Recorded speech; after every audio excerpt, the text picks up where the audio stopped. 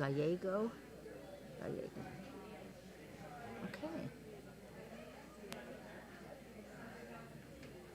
Okay.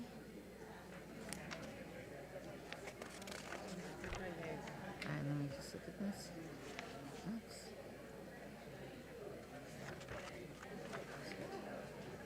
Okay. All right. May I ask everybody to please be seated? We will be beginning our city council meeting immediately.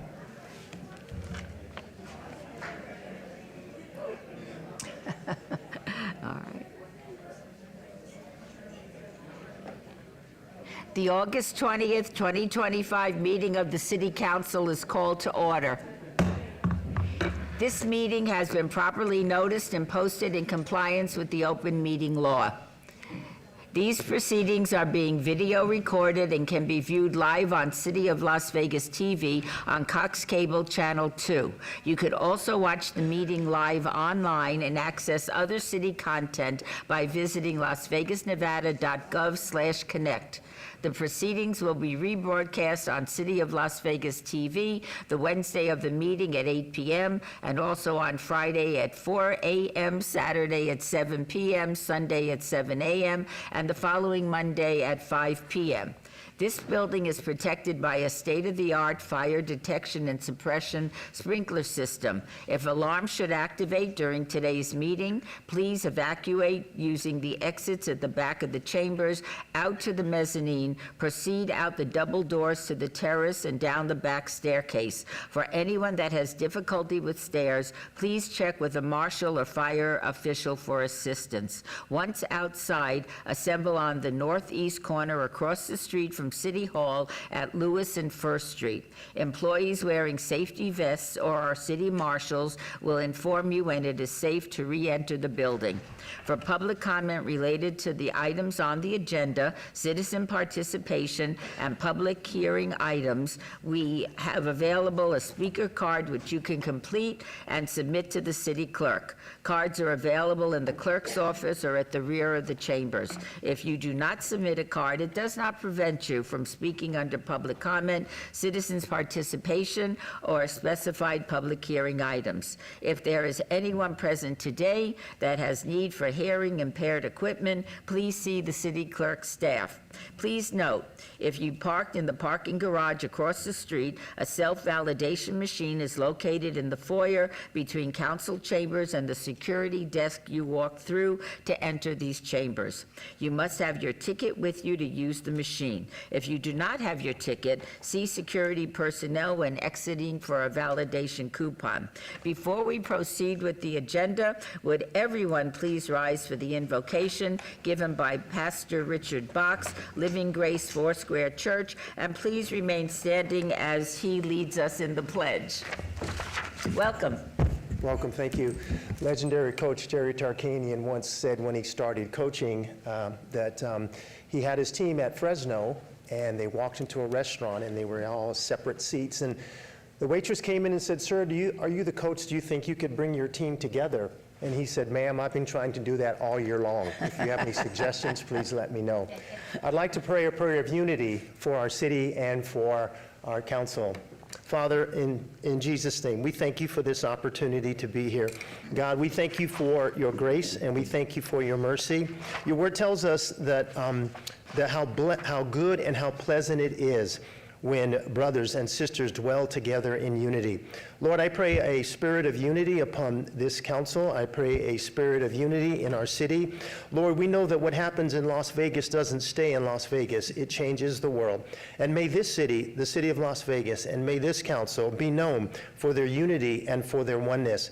Lord, because you promise that when people are gathered together and they're united for a cause that's greater than them, you promise to bless them.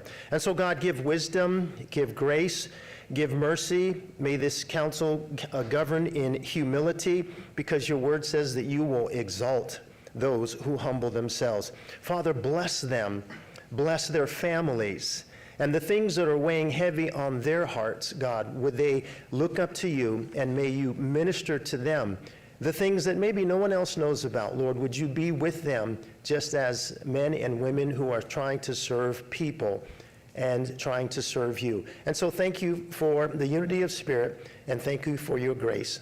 And we ask these things in your precious name. Amen. Amen. Amen. And would you lead us in the pledge? Yes, ma'am.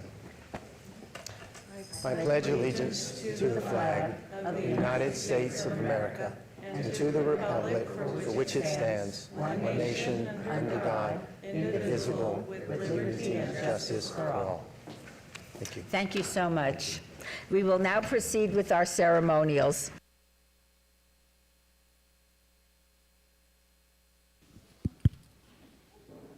Gotta open the door again.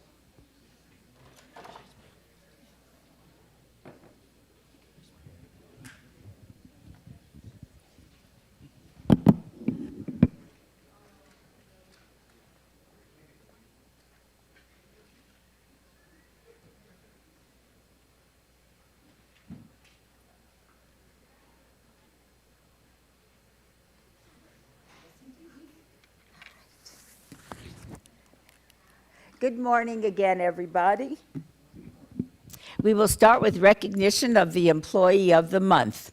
This is the ceremonial portion of our council agenda. And for our first item, I want to invite our Department of Public Safety Director, Chief Potts, to join us.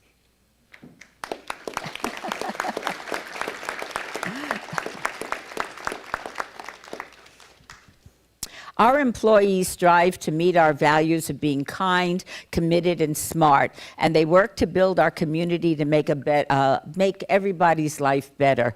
I'm proud to announce that the Employee of the Month is Jennifer Gallego. Jennifer, would you mind joining us?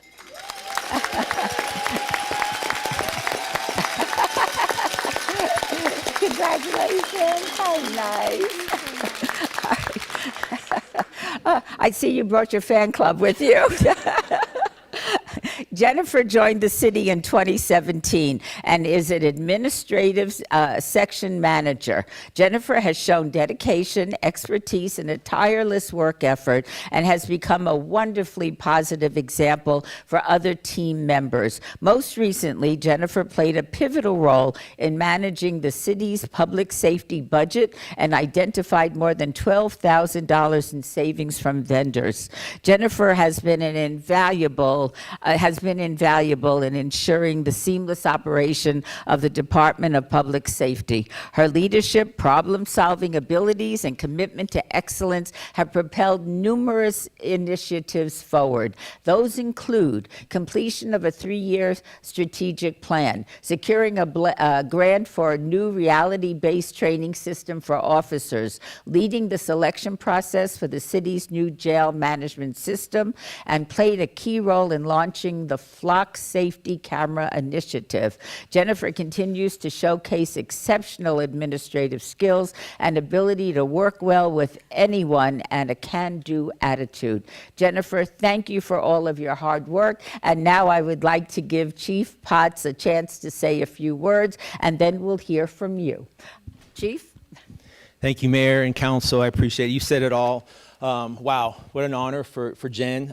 Jen is really, she's our DPS admin manager, but she's really otherwise known as our chief of staff. She's really the brains behind this operation, the glue that holds it all together. And so we're only as good as the team we have. And, you know, Jen is truly one of our MVPs, and I know the rest of our support staff is here. You guys are all MVPs, and we really appreciate you. But I always say this before we have recognition for retirees and that kind of thing. I always recognize the family. So if JL and Lexi and Jace could stand, please stand and just be recognized.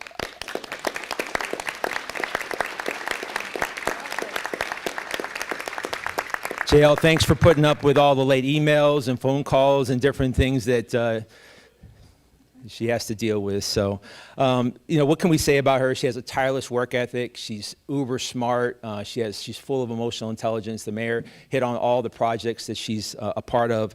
She really is a good steward of taxpayer money and really is just really good at that and has a good skill set. So I couldn't be more proud of her, and congratulations for all the good work. We're just blessed to have you, and I don't know what we'd do without you, so we appreciate you. Thank you very much. Thank you.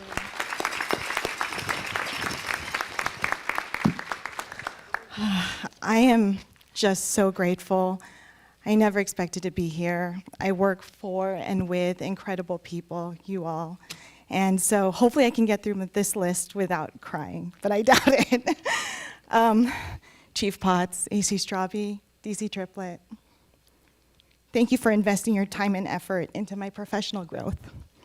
My amazing team, for working so hard to accomplish the mission. You guys work tirelessly, thank you, day after day, so thank you.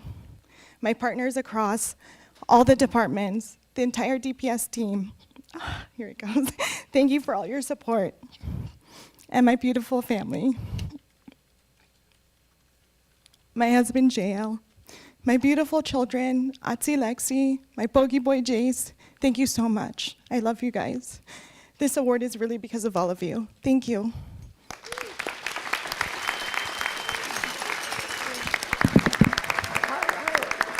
Okay, why don't we go up front? Jennifer.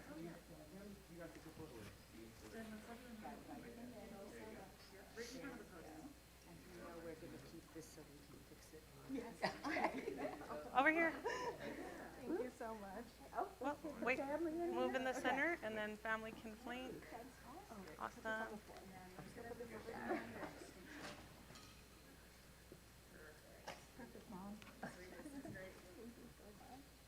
We'll go in 3, 2, and 1. We'll take a few more. We'll go in 3, 2, and 1. One more round. We'll go in 3, 2, and 1. Beautiful. Oh, so well deserved. Congratulations. Keep saving money. Congratulations. How cool is that? You have a wonderful wife. You did great. Congratulations. Thank you for loaning her to us during the daytime. So thrilled. Come here. All right. Congratulations. Thank you.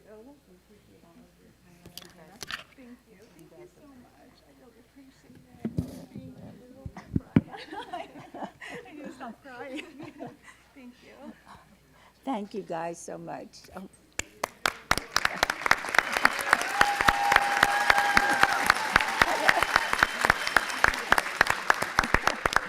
Okay. Say that again? Oh, okay. Oh, I don't see him.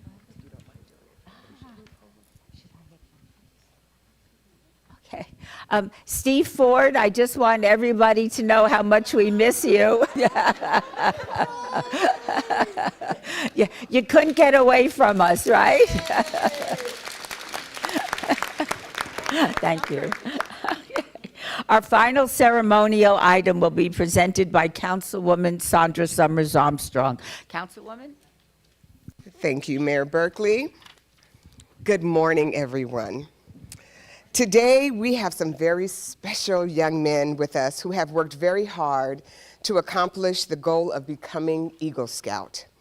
I would like to invite David Gregorian, Edvin Excovian, Ricky Barlow II, Caleb Sharguloff, and their parents to join us at the podium. Also, any representatives from the Boy Scouts of America. Congratulations. You're welcome. Not, Hi, congratulations. Congratulations. okay. Congratulations and welcome. Congratulations. Congratulations. Hi, how are you? Good to see you. Nice to see you. Hey. Oh my gosh, you're welcome. How are you? Thank you so very much. Congratulations. Thank you so much for having Oh, us. you get it. Congratulations. Good morning. Congratulations. Congratulations. Thank you for being here. That's all. And thank you so much. As you can see, this is a big deal.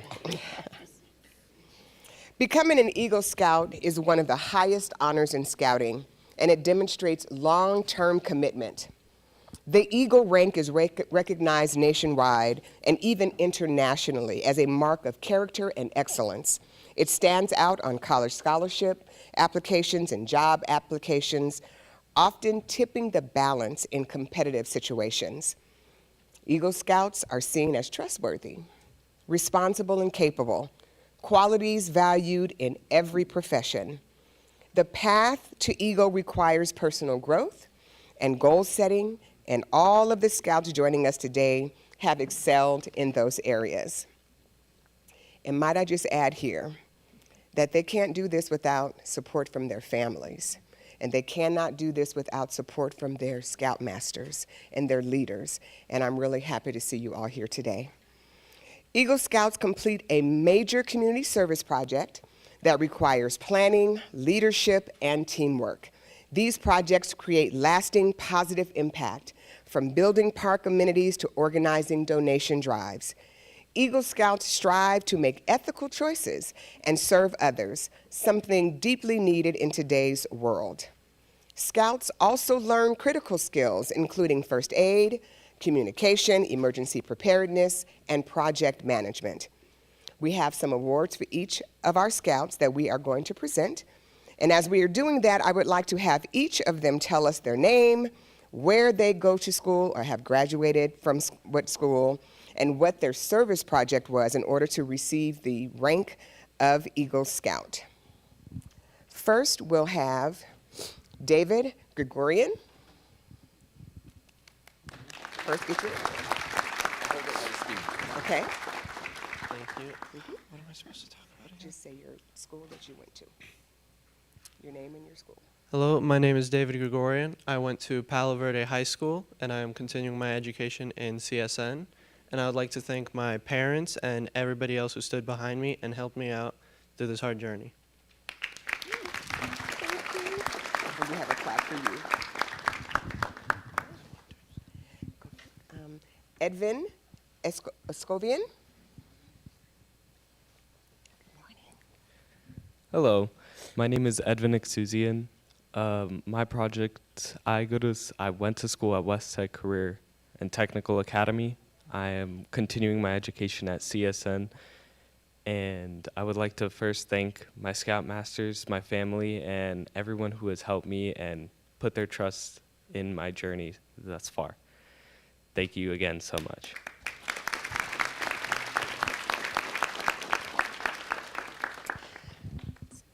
Caleb Shargaloff.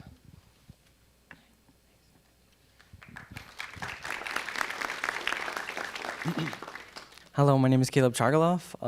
I represent Troop 129, and I go to Centennial High School. And my Eagle project was making 7 planter racks for an elementary school, Tolan Academy. And I had to make 1 planter rack for each grade level. And I couldn't have done it without my troop and the loving support of my family. And yeah, thank you so much, and I am so honored to be here today.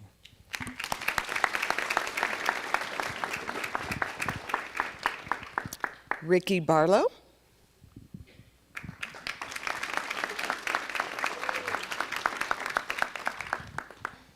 Good morning, City of Las Vegas Council and its fellow members. My name is Ricky Barlow. I am a junior currently at Bishop Gorman High School.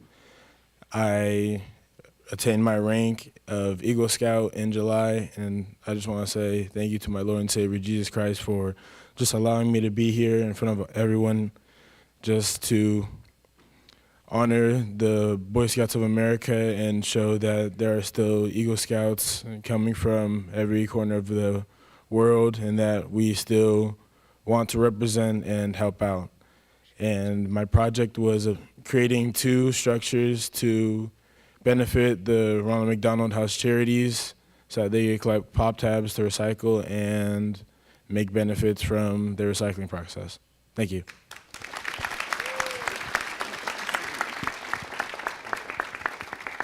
I don't think that Sebastian is here today, but we have one more, which is Sebastian Beasley, but he couldn't make it. What I want you all to know is that all of these Eagle Scouts live in Ward 5. And that is the reason why they are being honored today. And we are just truly, truly grateful. So we want to go ahead and move to the front of the podium if that's all right, Mayor, and take some pictures. We'll do a group picture real quick, and then we'll do a family picture for each one. So thanks for your patience, and again, we are exceptionally proud of you. I've got 3 sons, and to see young men stay focused, their parents keep that tight rein, make sure they stay on the right path, is a wonderful thing in today's society, and we're grateful for you. Thank you. Okay. All right. Oh, good. Yeah. Okay. Oh. We also have a certificate for the Boy Scouts, so thank you. Nice, very nice. Okay. Everybody, come up here. Very cool. I need to work out.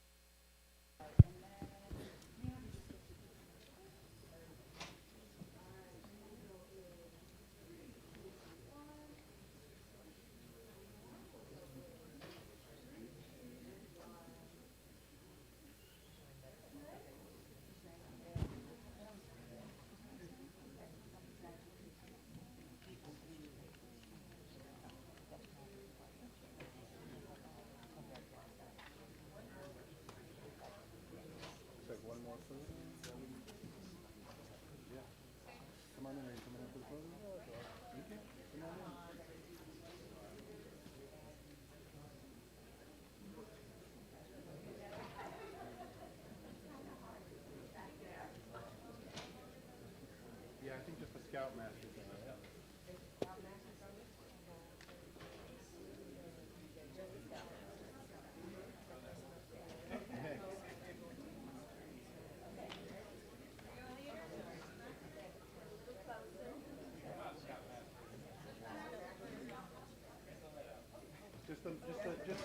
Just senior, just senior. No.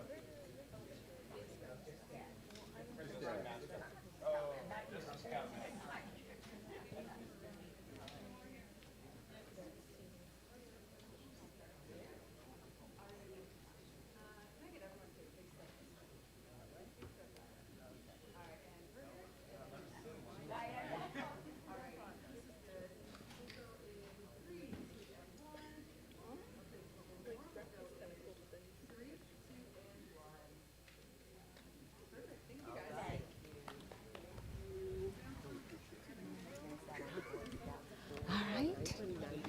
94, 5, 6, You may want a picture with you, so just linger. Like, I'll linger. Who? Who does? the eagle, one of the Eagles. Mayor, thank you very much. Oh, are you kidding? This is so cool. Councilwoman, thank you so much. We'll see you later. I'm not sure anybody is itching to.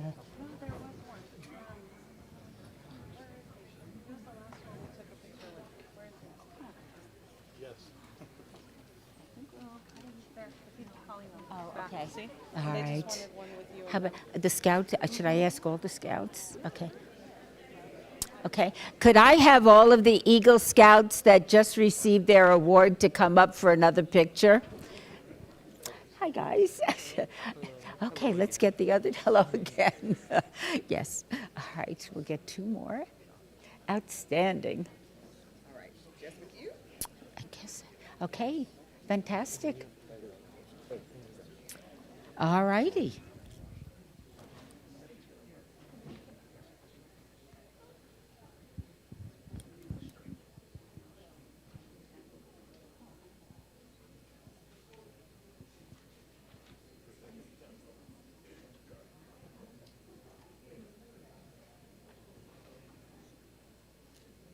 One more right here. Okay.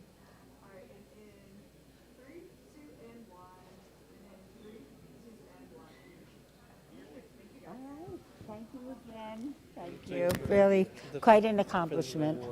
Quite an accomplishment. Congratulations. Great accomplishment.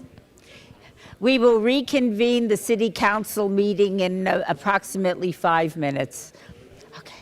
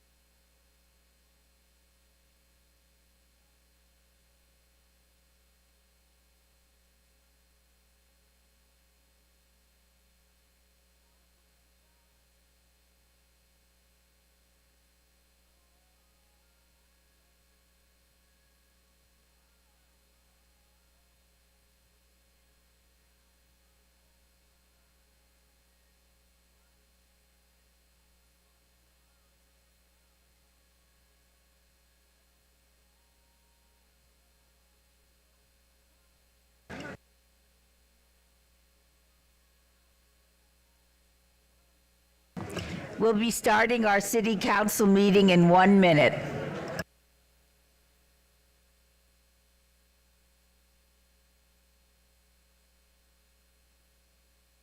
Go. Okay. Okay. Okay. Everybody ready? Okay, let Sandra sit down. Okay. I will now reconvene the August 20th City Council meeting. Agenda item number 7. Public comment during this portion of the agenda must be limited to matters on the agenda for action. The amount of time any single speaker is allowed may be limited. All comments made will be cross-referenced to those specific items. If anyone submitted a speaker card or who wishes to speak under this portion of the agenda, please come to the podium and state your name for the record. This is your opportunity to address the council, but the council is not able to respond or engage in dialogue. We will set the time limit at 2 minutes. Is there anybody that wishes to speak at this time? I do. Okay. Please state your name for the record. Okay, my name is Eric Melchizedek Christ Nimrod. Nimrod means valiant, strong in the Hebrew language. You can fact check that in Young's Analytical Concordance, page 696. Good morning, beloved Mayor Shelley and other mighty council members. God is love, 1 John, the 4th chapter, the 8th and the 16th verse. Burger King's kiosk doesn't accept my noble name, Nimrod. Try it for yourself. If you ever go to Burger King, they ask for your name in the kiosk. If you put Nimrod in there, it won't accept it. That's because artificial knowledge taught from an artificial, corrupt, artificial religious mind has been institutionalized for centuries. Nothing against Burger King, they have some good food. Try it. Agenda 18, yes, I approve the purchase for equipment for the Department of Fire and Rescue. It's cost effective.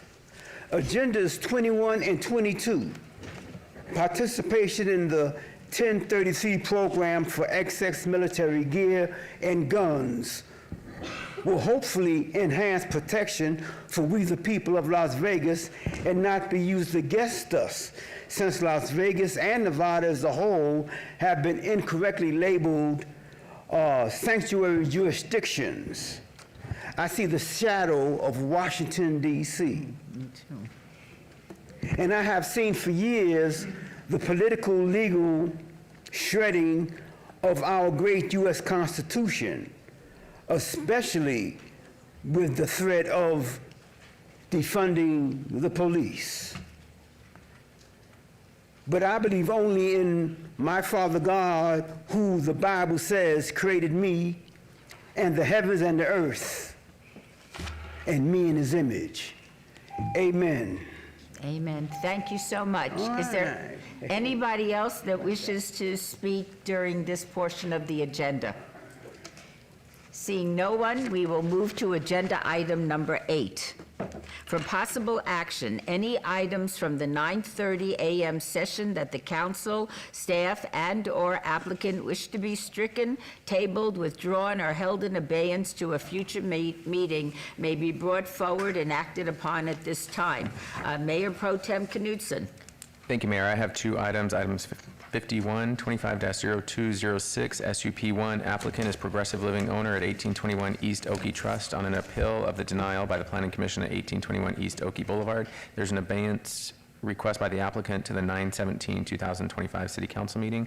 And item 54A through 54D, 25-0109 VAR1, VAR2, SUP1, and SDR1. Applicant owner is Gold LTRE LLC number 6 on 1.06 acres on the east side of Rainbow Boulevard, approximately 605 feet south of Ann Road. There's an abeyance request by the applicant until the September 3rd, 2025 City Council meeting, and that will be my motion. All right. Shall we vote on the motion? Please post. Motion carries. Thank you. Mayor Pro Tem. Agenda item 9, for possible action to approve the final minutes by reference of the July 16th, 2025 regular city council meeting. Mayor Pro Tem, may I have a motion to approve the minutes? Move to approve the minutes. Please vote. Post. Motion carries. Thank you so much. Agenda item number 10, this item is being trailed to be heard after the closed session. Agenda item 11. Items number 11 through 32 are on the consent agenda, are considered to be routine, are recommended for approval by the departments, and may be enacted in one motion. Are there any items the council wishes to bring forward? Mayor Pro Tem, may I have a motion? Move to approve the consent agenda. Please vote. Post.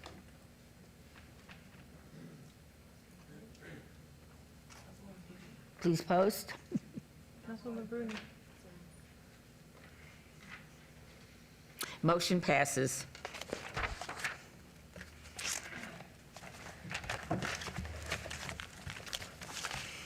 Agenda item 33, boards and commissions. Discussion for possible action regarding the reappointment of Donald Hotchkiss to the Historic Preservation Commission. Mr. Hotchkiss serves as a Category 3 member, experienced in building construction, and was originally appointed in 2011. He is eligible to be reappointed. He has the recommendation of the Community Development Director and wishes to continue serving. Is there a motion, Councilwoman Bruni? Yes, I'd like to make a motion to approve the reappointment of Donald Hotchkiss to the Historic Preservation. Thank you so much. Shall we vote on the motion? Post. Motion carries, and congratulations, Mr. Hotchkiss.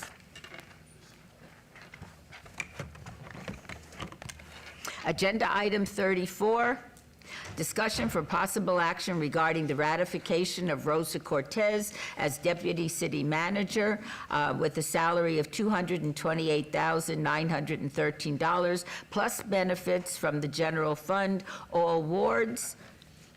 Mr. Jansen.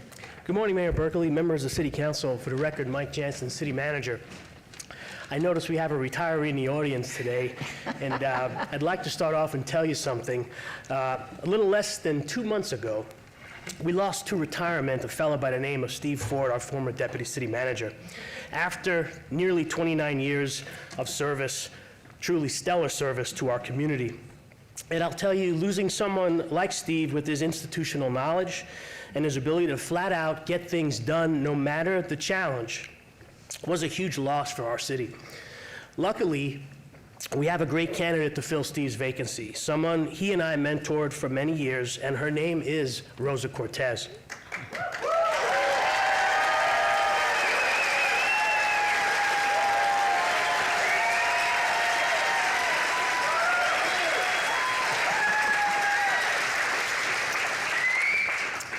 Let me tell you a little bit about Rosa.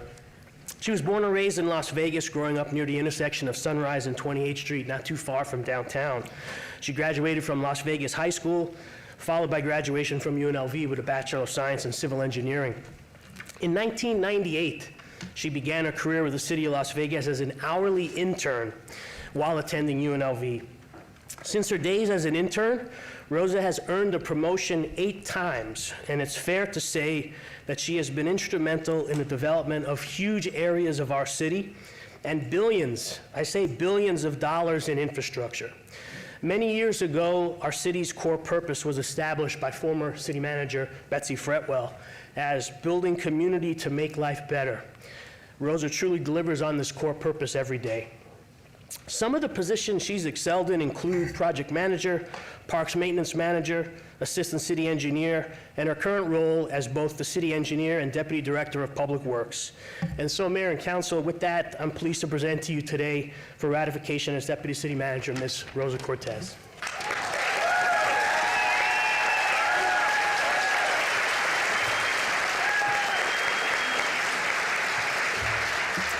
Ms. Cortez, first, congratulations, and would you like to say anything? Sure, Mayor. Thank you. Good morning, Madam Mayor and members of council. First and foremost, I'm humbled by the overwhelming support this morning from various city staff throughout the city, the departments, my colleagues, my family, and my friends. I'm truly humbled, and thank you all for being here today. It means a lot to me.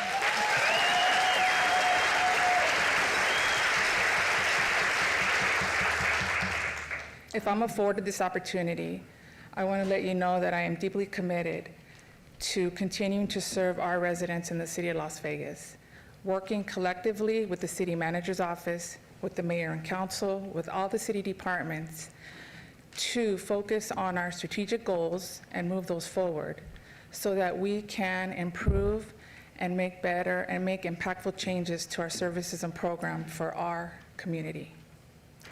I want to take this time, I want to thank our city manager, Mike Johnson, for his trust and confidence in recommending me for this appointment. I do not take that lightly. I also want to thank the city manager's office, Tim Hacker, Sabre Newby Smith, and Susan Heltsley for all their support as well. I want to thank you all, mayor and council, for always working with me, and all your team members as well, and all your continued support. And I can't forget the man in blue, Mr. Steve Ford, former deputy city manager. He's been very instrumental, and as Mike mentioned, him and Steve have been mentors for me, and I truly appreciate Steve being here today and always having unwavering support for my success. My success comes in 3 attributes, and that is my faith, my supportive family, and the incredible staff that I work with. I am truly blessed for this opportunity, and I understand the importance of this position. My family, they're my biggest supporters. They're my motivation, they're my anchor, and they're here today. My husband and my 3 daughters, and other family members, and really close friends of mine. The staff, what can I say about the staff?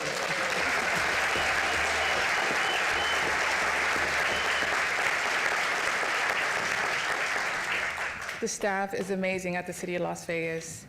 I am very fortunate to work with highly talented individuals with diverse backgrounds, not only in the City Engineer Division or the Public Works Department, but across the city organization. They make us proud every single day. Being a public steward has been the majority of my career, and it is a privilege for me to serve all the residents and staff for over 20 years. If approved today, I say again, I am committed to continuing to serve those residents. I'm proud to stand before you, and I hope you feel the same. Thank you very much. Thank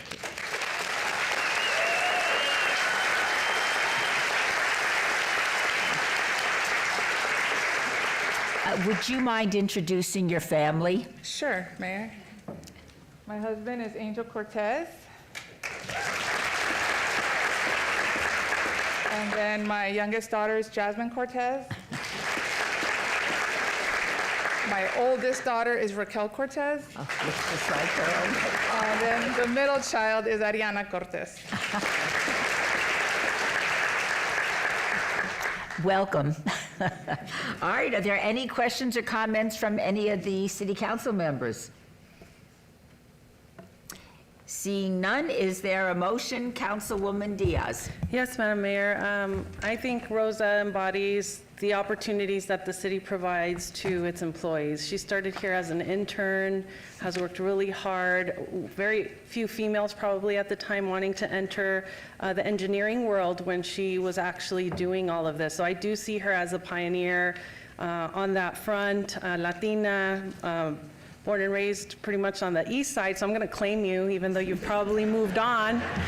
You probably no longer live in Ward 3, but still, I know what it takes to come from a working class family and having to take every opportunity and work really hard at what the next goal is. And I just hope that this inspires everyone in our city family to give it 100%, to set goals for themselves, and to know that it is possible when you put yourself through the ringer and sometimes learn some hard lessons, but they make you even better and poised to ascend into leadership roles. So, Rosa, thank you for wanting to take this, and I don't know if your family knows that your hair's gonna be more on fire than anything, because a deputy city manager is always the right hand of a city manager, and the city always has something to tend to. So it is my honor to move to approve your appointment to deputy city manager. Thank you. Thank you so much. Shall we vote on the motion? Please post.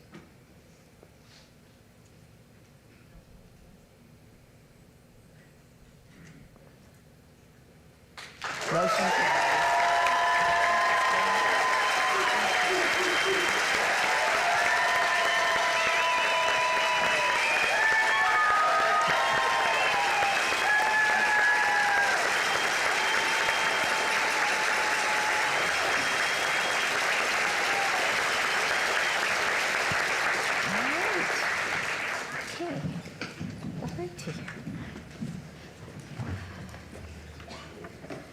Agenda item 35.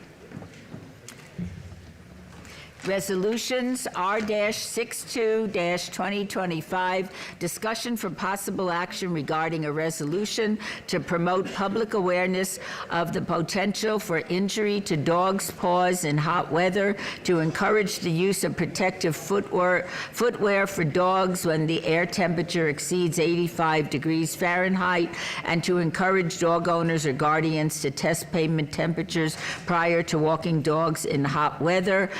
Ward 2, Ms. Seaman, Councilwoman Seaman. Thank you, Madam Mayor. So I sponsored this resolution encouraging residents to protect their pets' paws with booties or other protection, because many people don't know that when it's 85 degrees outside, some of the surfaces of the asphalt can reach upwards to 135 degrees. So I ask my colleagues to please support this resolution so we can bring awareness to the community. So I move to approve the resolution for number 35. Okay. Shall we vote on the motion?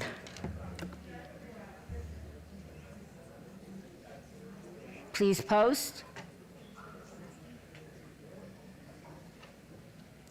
Motion passes. Thank you, Ms. Seaman. Agenda item 36, this item is being trailed to be heard with item 57.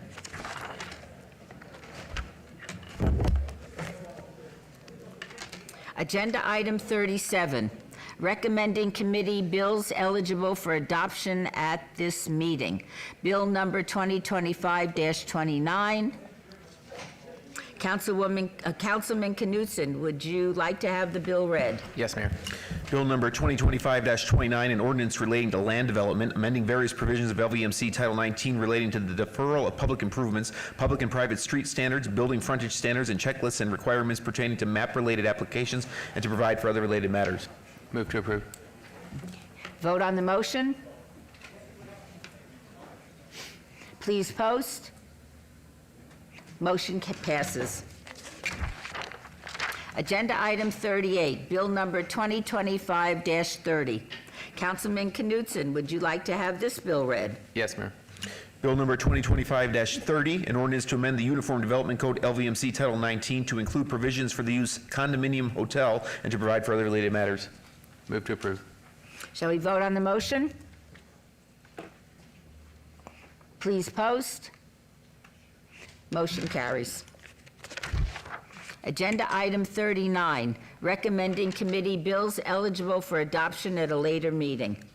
Items 39 through 41, bills 2025-31, 2025-32, and 2025-33 will be heard at a later meeting.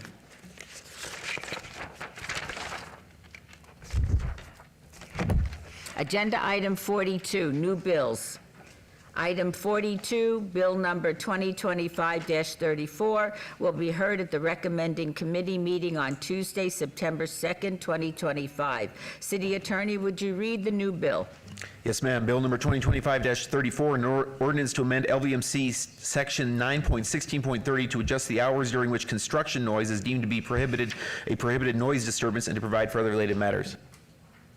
New Bill 2025-35 is assigned to the September 2nd, 2025 recommending committee members, Councilman Knutson and Councilwoman Seaman and Polensky. If any so designated are unable to attend, the clerk's office will coordinate finding substitutes as necessary at my direction. Thank you so much. Agenda item 43, closed session. Upon a duly carried motion, a closed meeting is called in accordance with NRS 241-030 to discuss the following item, a city attorney's annual performance review. Mayor Pro Tem, may I have a motion to enter into closed session? So moved. Please vote.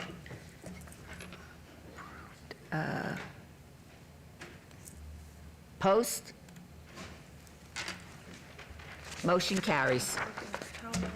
Just to get the audience, like how long do you think we'll have the recess? I couldn't say. Hey, Jeff, how long are you going to talk for? Right. 45 minutes? Max, I think with everything you guys talking to, 10 minutes. 10 minutes. Let's do a little longer than that. All right, we will reconvene in about 15 to 20 minutes, so you'll have some way to gauge how long we'll be in closed session.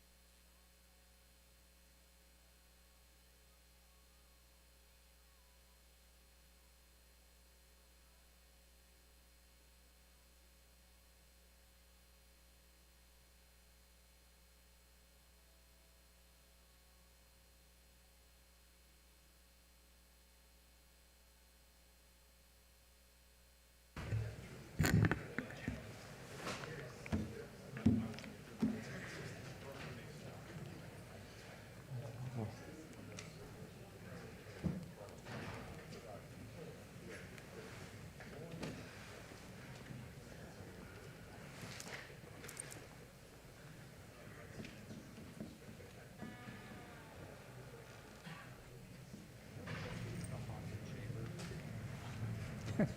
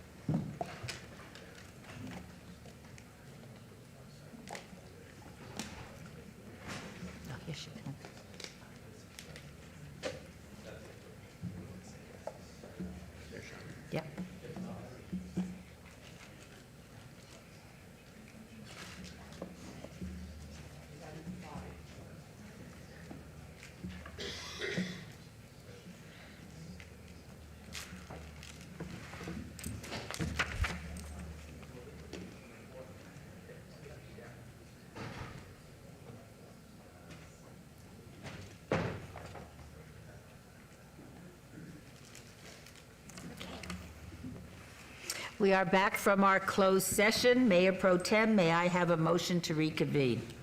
Motion to reconvene. Please vote. Post. Motion carries.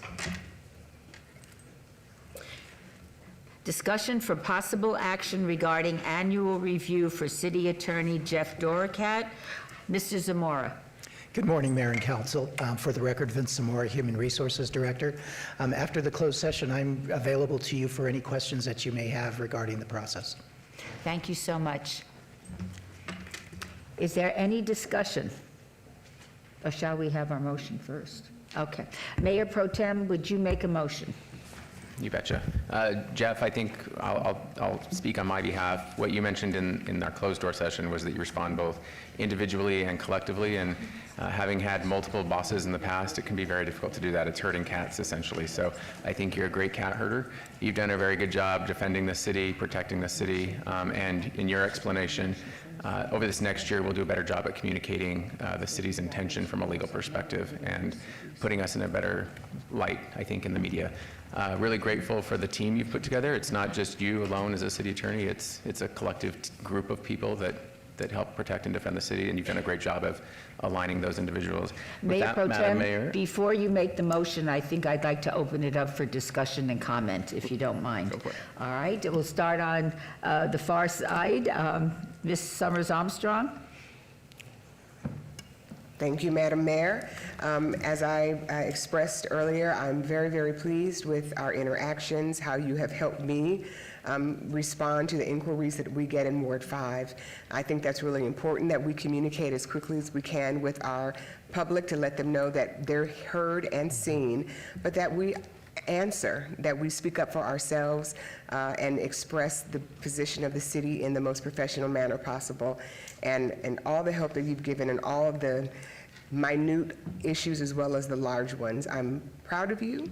I think that it's wonderful to see a young person who is in this work that cares about the community, and I'm grateful to have you on our team. Thank you so much. Ms. Polensky? Thank you, Madam Mayor. Jeff, I think everybody knows I'm wound tight and I really don't ever stop working, and I send you text messages at all hours of the night and in the morning very early. I appreciate he's never 15 seconds away from a response. It's really amazing.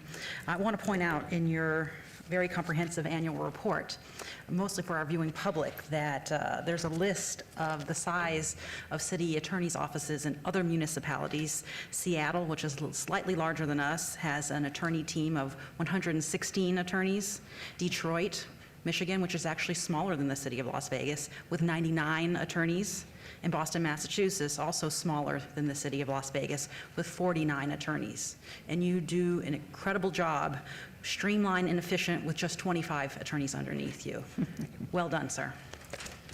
Thank you so much. Ms. Bruni? Thank you, Mayor. I think the sign of a good leader is how happy their team is and the culture, and it's clear that among the 25 attorneys that you work with that they are very happy and really great culture, and they've come to us directly to share how pleased they are with you as their leader. And I really appreciate, it's clear that you give them a lot of room to run with the different issues that we are interested in pursuing. So thank you for that. Thank you so much. Ms. Seaman? So, as I said in closed session, and I will say it publicly, if it wasn't for you and Mike Jansen, I don't think we would have settled Badlands. You guys, when you were appointed, you took it head on. You spent weekends and holidays making sure that it got settled. And I believe at this point you saved the city from further money. So I'm so proud and honored that you're our city manager. Thank Not you yet. so much. Sorry, city attorney. Sorry, Mike. Oh, that's great. Okay. Ms. Diaz? Thank you, Madam Mayor. I think Mike Jansen was a little worried for a split second. He's like, wait, is there something I don't know yet? But her sentiments were correct. So, Mr. Dorcak, you've done an exemplary job. Obviously echo the sentiments of all my colleagues up here in terms of being very responsive in terms of ward needs and things that spring up, so I appreciate your proactiveness. I do also appreciate how pragmatic you are in our approach, and also stepping it up. I think that in the past, we basically as a city kind of took the path of least resistance, although that may have not been the smartest avenue to pursue from a city perspective. It was just like, oh, let's just settle X because it's less work for us. But actually, I think since you've taken the helm, you've heard some of us here on the council loud and clear that there are issues worth fighting, and there are precedents that we need to be considering that are in the making when you're at the helm of the city attorney's office. And I'm very grateful for everything you bring to the team. Ditto on the response time. I guess you never detach from your mobile device because you are very prompt, and we can call you, and fires can happen for us at any time. So people think that we work Monday through Thursday, but actually the reality is it is 7 days a week, anytime, and you're there to respond. So thank you for being diligent. Thank you for being a leader that is very respected, and congratulations on being a new daddy, because that's super cool too, that now you'll get to hopefully spend some time with that little one. Mr. Doricat, as an attorney, I know a good attorney when I see one. I think the city council and consequently the citizens of the fabulous city of Las Vegas are very, very well served by you. The quality of your legal work is outstanding. Your accessibility is, everyone has spoken of that. You're accessible 24 hours a day, 7 days a week, and we all appreciate that. Your teammates sing your praises. Many of them personally stated to me that they would not be working at the city in our legal department if not for you. So for all of those things, I want to thank you for the outstanding work that you do. And as I said in closed session, very professional, exercising a great deal of professionalism with very good cheer as well. And that's a wonderful combination to work with. So I think we've all said what we wanted to say, and now I will entertain a motion. Thank you, Madam Mayor. I didn't realize I could text you in the middle of the night, but I'm going to. Get prepared, because I'm a texter. Your number is not, it doesn't go off. Madam Mayor, I know we have a lot of appreciation, and we have enormous flexibility in what we can do with regards to your compensation. But I think you've been respectful. I think we understand the condition the city is in, especially given some of the challenging financial times ahead. With that being said, I'm going to recommend that along with every other appointed employee, an average of 3.3% COLA, of 4% merit, and 3 weeks of administrative leave, if you're okay with that. I am good with that and grateful for it, grateful for all the comments. The comments, I think, are not hopefully just reflective on me. I think they're fundamentally reflective on our office. Everything that gets done is, all of my successes are because of the staff and attorneys who work in our two divisions. So all of this should be reflective on them, most importantly. And I appreciate, again, your comments and the motion. Okay, shall we vote? Please post. Motion passes. Thank you and congratulations, Mr. Doricat.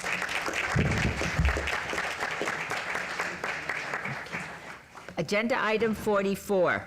Items 44 and 45 are on the consent agenda, are considered to be routine and are recommended for approval by the Department of Community Development. Mayor Pro Tem, may I have a motion to approve this consent agenda? Move to approve the consent agenda.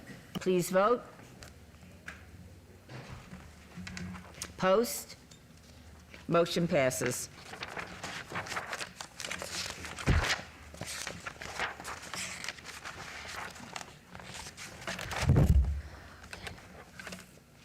Items number 46 through 50D appear on the one motion, one vote agenda, but I understand Mayor Pro Tem would like items 49A through 49D pulled for discussion. The remaining items may be considered in one motion, one vote, as they are routine items with no condition changes. Any persons representing an application or a member of the public or member of the council not in agreement with the conditions and all standard conditions for the applications recommended by staff should request to have that item removed from this portion of the agenda. Item 46, 24-0666, applicant Charter School Property Development LLC, owner CSP Bridger Avenue LLC on the following land use entitlement project requests on 2.80 acres at 1300 East Bridger Avenue, Ward 3, Ms. Diaz, 46A, 24-0666-ZON1 from C-V Civic to C-1 Limited Commercial, 46B, 24-0666-SUP1 for a proposed mixed-use development, 46C, 24-0666-SDR1 for a proposed six-story, 253-unit mixed-use development with 6,195 square feet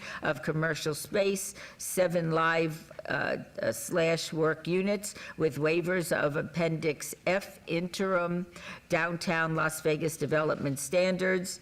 Item 47, 25-0205-ZON1, applicant owner Greater Evergreen Missionary Baptist Church on a land use entitlement project request from R1, single family residential, to C1, limited commercial on a 1.75 acres located on the east side of MLK Boulevard, 900 feet south of Lake Mead Boulevard, Ward 5, Ms. Summers Armstrong.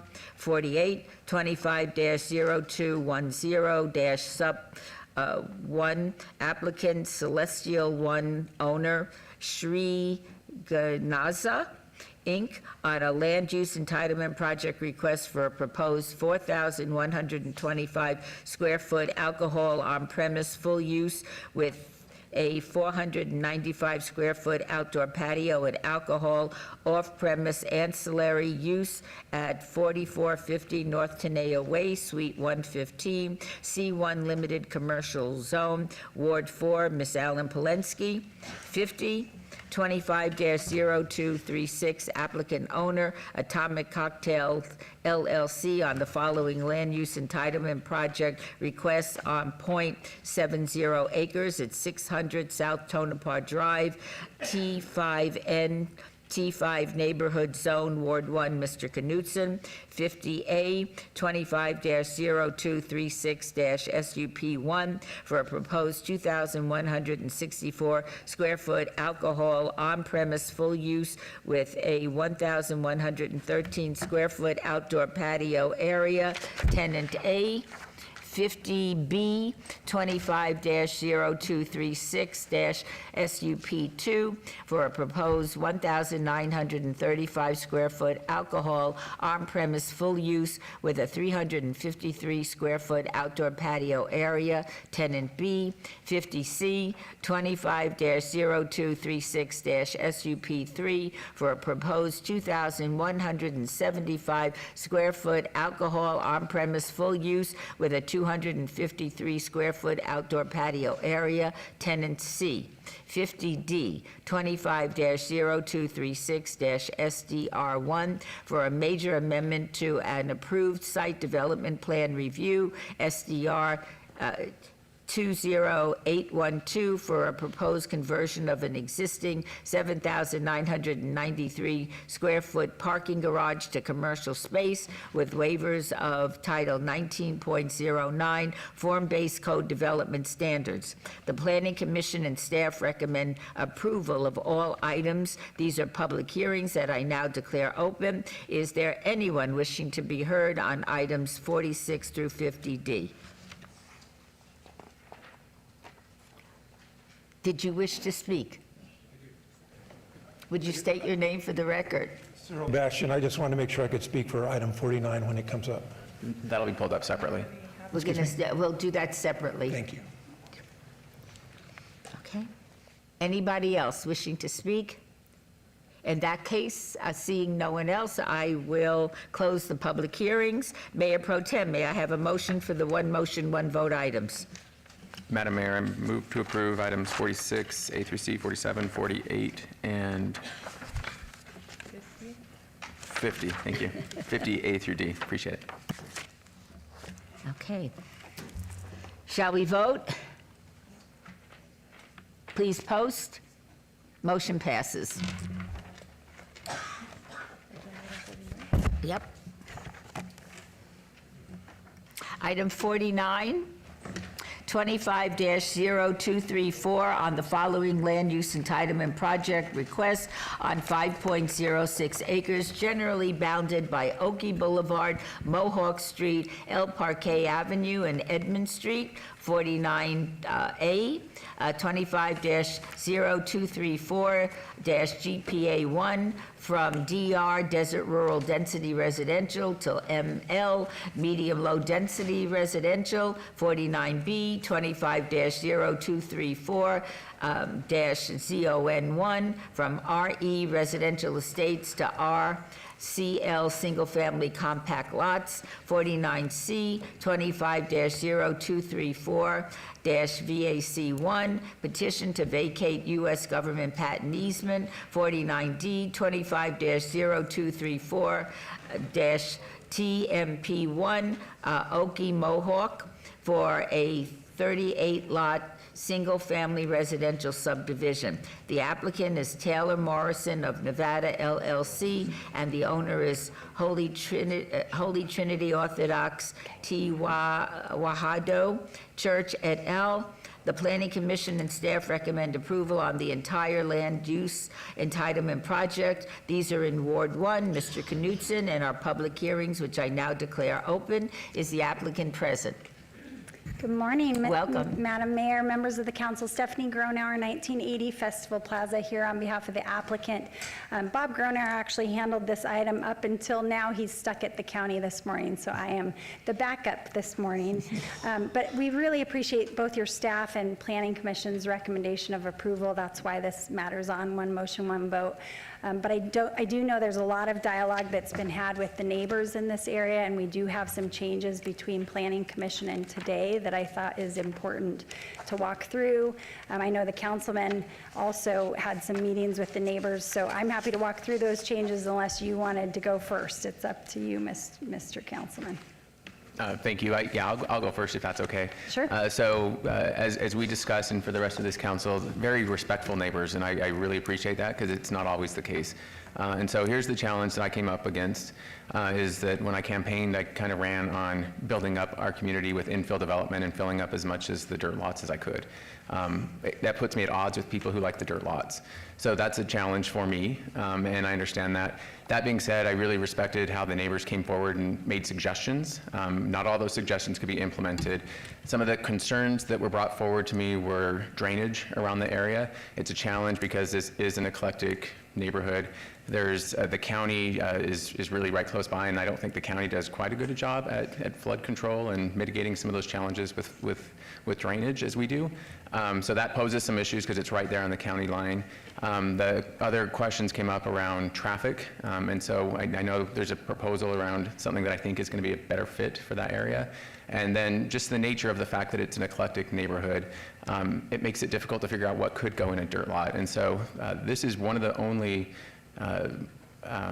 housing developments coming into Ward 1 that's market rate. Everything else I've done has been transitional housing or affordable housing, and so I appreciate the development in Ward 1. I appreciate the opportunity to bring more families into Ward 1 and hopefully to build generations of wealth of people that can kind of move in and make Doris Hancock their school and make that neighborhood part of their family. So with that being said, I will be at odds with the neighbors who want to keep it a dirt lot, but I appreciate very much the fact that your client has been willing to make some adjustments, and I'll let you go through what those adjustments are. Thank you. Thank Would you. you tell us about the project? Yes, absolutely. So as the councilman for Knutson mentioned, this is an eclectic neighborhood. There's a real mix of things in the neighborhood.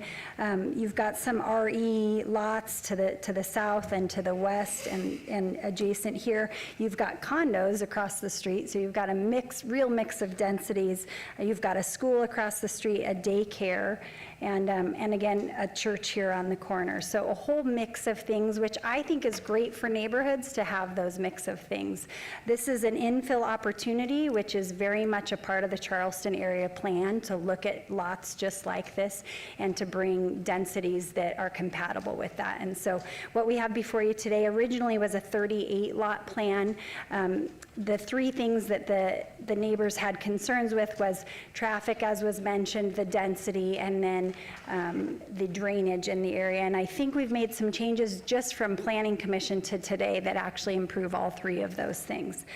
So this is the new plan that the neighbors probably have not seen, but has been submitted to your staff, and it, I believe, is in your backup.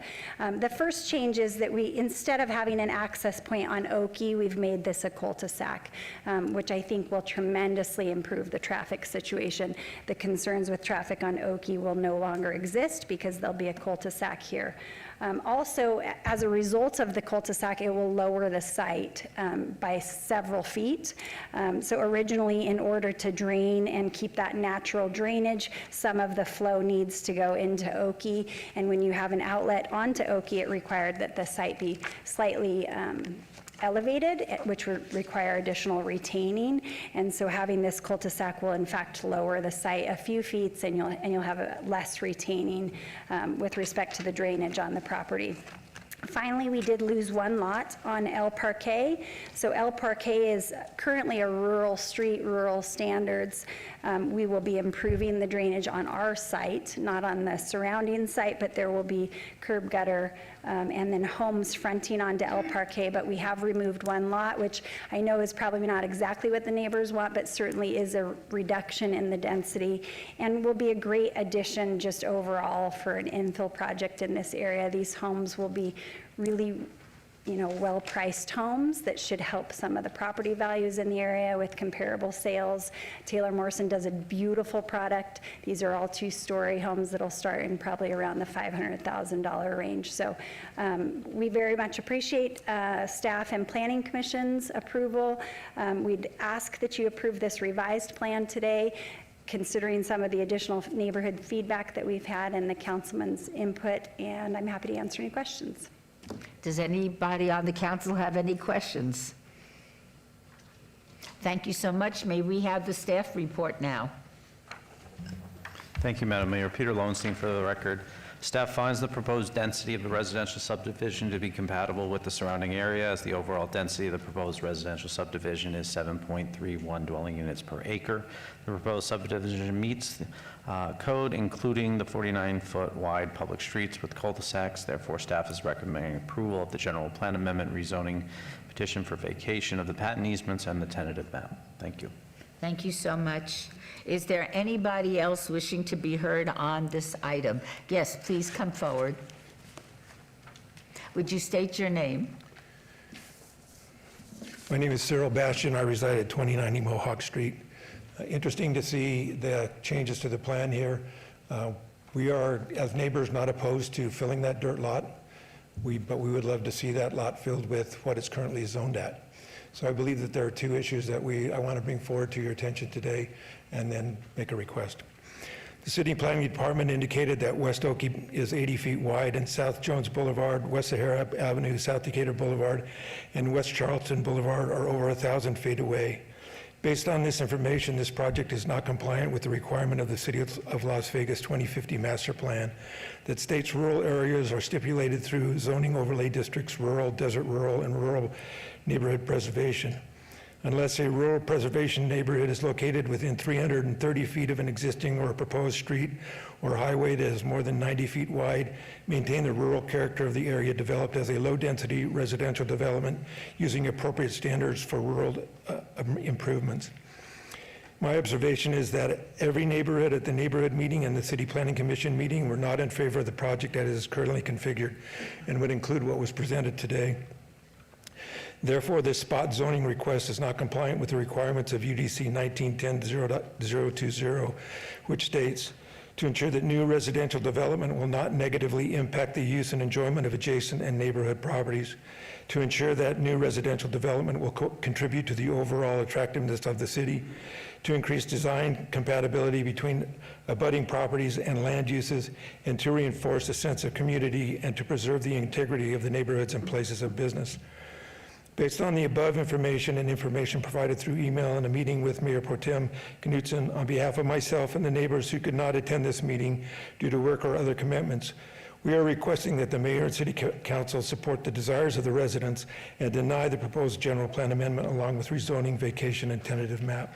again, to restate our issue, we would love to see that area filled in, but we would love to see it filled in as a rural development. Thank you. Thank you so much. Is there anybody else that wishes to speak at this time? There's somebody else, Ms. Grunauer. Would you state your name for the record, please? My name is Edgar Venegas. I live at 5240 El Parque, which is going to be located right behind their project. Gentleman here basically did the same research that I was doing and just wanted to reinforce that that's exactly what I was going to say. So I don't want to waste your time, but I support what he said. Thank you so much for being here. Is there anybody else that wishes to speak? In that case, I'll close the public hearing. Are there any questions or comments from the council? Okay. Is there a motion, Mayor Pro Tem Knudsen?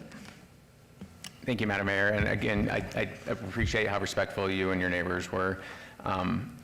I wish I could make everything perfect and everybody be happy. I don't think that's possible. I am looking forward to more development in the ward. I am looking forward to families moving in and calling Ward 1 home. And I understand that that does impact your neighborhood. I understand that it impacts you. And like I said, I can't make it perfect. And I appreciate I appreciate your willingness to work with me on that. And with that being said, I'm going to move to approve items 49A, B, C, and D. Okay. Shall we vote? Please post. Motion carries. Thank you very much. Thank you Appreciate it. very much.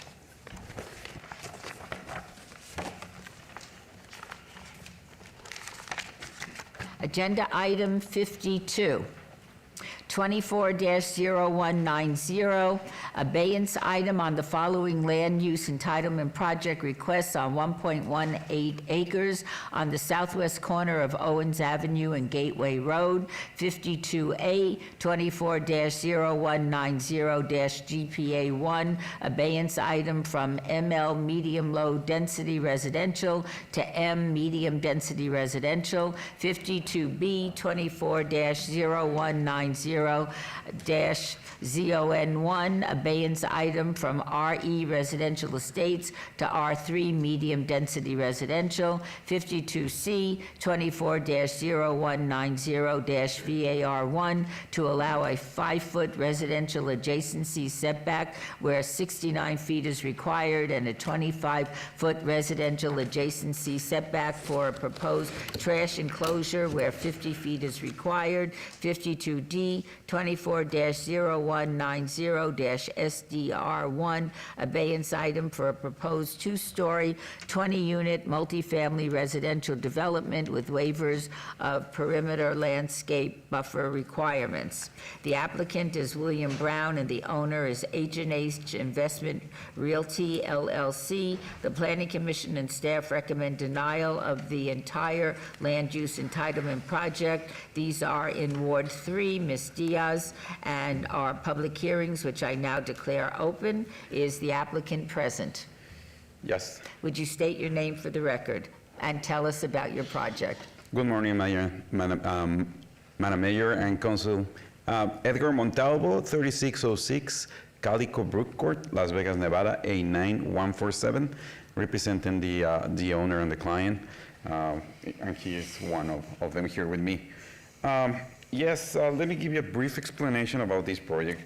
It's been holding since pretty much a little bit more than a year. July 9, 2024 was the original submittal date, and we've been working pretty close with the neighbors and with the staff and with everybody trying to make this project a reality.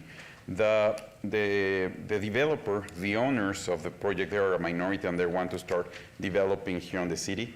So that's why they want to start with the right foot, and they're trying to make everything as possible, as much as possible, so they can have being a good neighbor.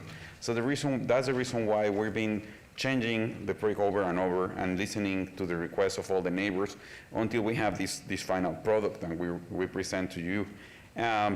It's been already, I think, during the years, what we've been changing is the proposed number of buildings has been reduced. From 5 to 2, we increase the number of parking spaces to avoid the waiver that we had before. We increase the perimeter landscape buffers, and we increase the setbacks on buildings 1 and 2. So pretty much let me show you what it was originally, what we have here.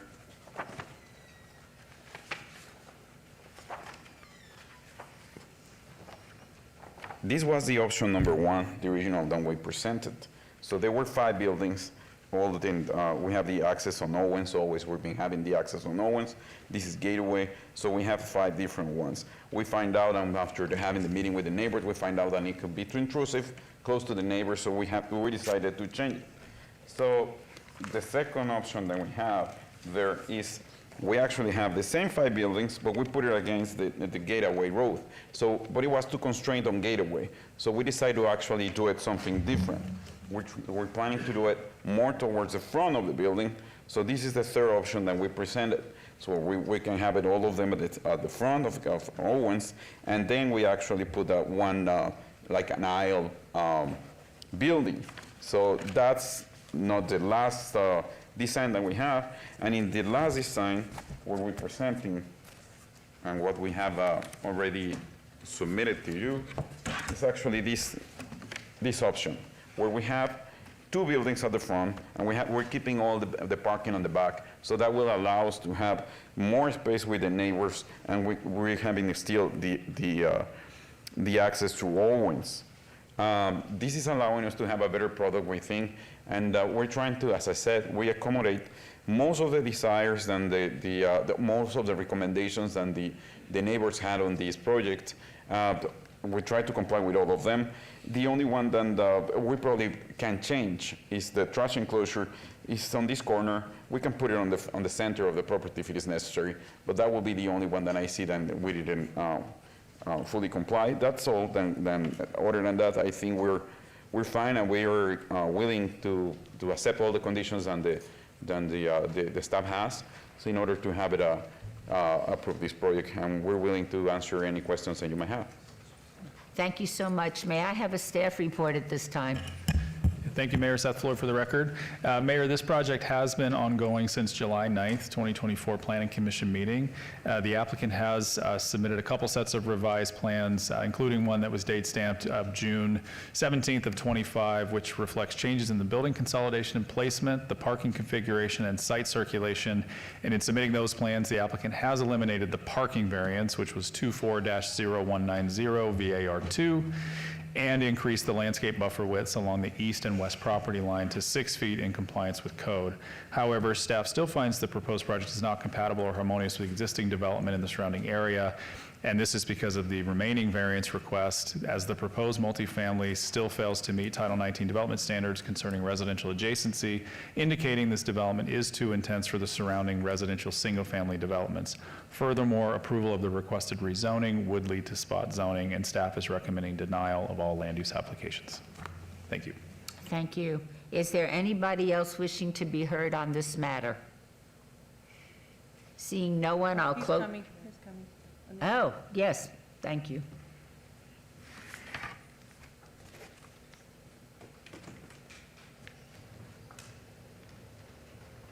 Please state your name for the record. Good morning. My name's Art Lanier. I live at 1501 North Gateway Road. 68 years. Imagine what I've seen. Yeah, oh God, yeah. You folks were all elected to make this a better city to live in. And part of that is to protect what we can't do anything about. I'm going to speak in the collective because my neighbors, we've only had 2 days' notice that this was going to happen. I got a text at 9:06, night before last, to be here. A week ago, we were told that we were going to get mail-in notifications of the next meeting.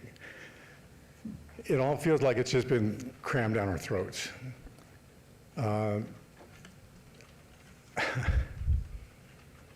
We don't have much on Gateway. It's an old residential area, RE.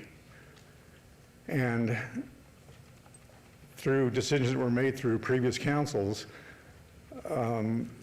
basically our street was given back to us. Their dedications didn't matter. Our councilwoman's been there, she's seen it, we've had discussions with her. I just discovered, much to my chagrin, that the agreement that thought was in place for 30 years never got processed. I was told that I should have brought that up sooner. I brought it up to you, and I brought it up at every meeting and every situation that we've been in. I just discovered last week through a representative of the city council that never got solidified. That's not a law.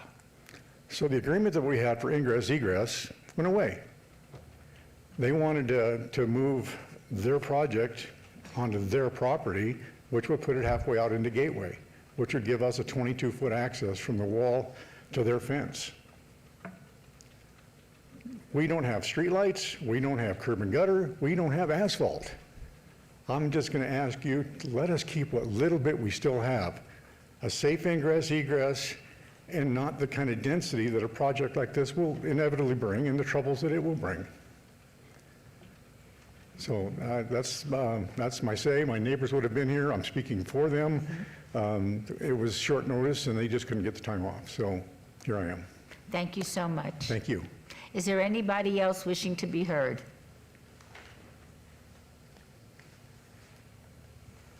Okay. Again, please state your name for the record. Yes, Edgar Montalvo, at 3606 Calico Brook Court, Las Vegas, Nevada, 89147. And I forgot to mention that I have 2 support letters from the neighbors on this area, so I want to give it to you so you can have it on the record. The city clerk will accept that from you. Thank you. So we understand all the situation that is happening, and in order to negotiate with them and trying to be good neighbors, we talk to them and we talk about all the lighting that we're gonna provide. We're gonna put some nice trees and maintaining all the roads on the Gateway side. We're gonna be trying to maintain the Gateway Road on good conditions all the time. And of course, it's a list, and we have already talked to them over and over of the requests that we're gonna be doing. As I said, trying to be a good neighbor. There is some stuff that we cannot give up, like, for example, to make it wider the road, because it's like giving a piece of the lot and we have it, and we're trying to negotiate it with them, but that will actually kill our project and will make it smaller. Even so, we already reduced the size of the units to the minimum, so we can have it more space and we can have it to accommodate all the project on the right way. So I'm here to listen to all the recommendations you might have, and as I said, in order to happen this project, we're willing to do whatever is required to do to get it done, this project. Thank you so much. Did you wish to say anything? Jose Robles, 3667 Tempe Street. I'm one of the partners trying to develop this project, and we're more than willing to listen to the neighbors and provide the necessary lighting on that street. We've already talked about doing that. We have Should they come back? we have wall packs and lighting being provided so that doesn't become a bad street. And their access will be a good access to their area. Thank you so much. Are there any questions or comments from the members of the City Council? Okay.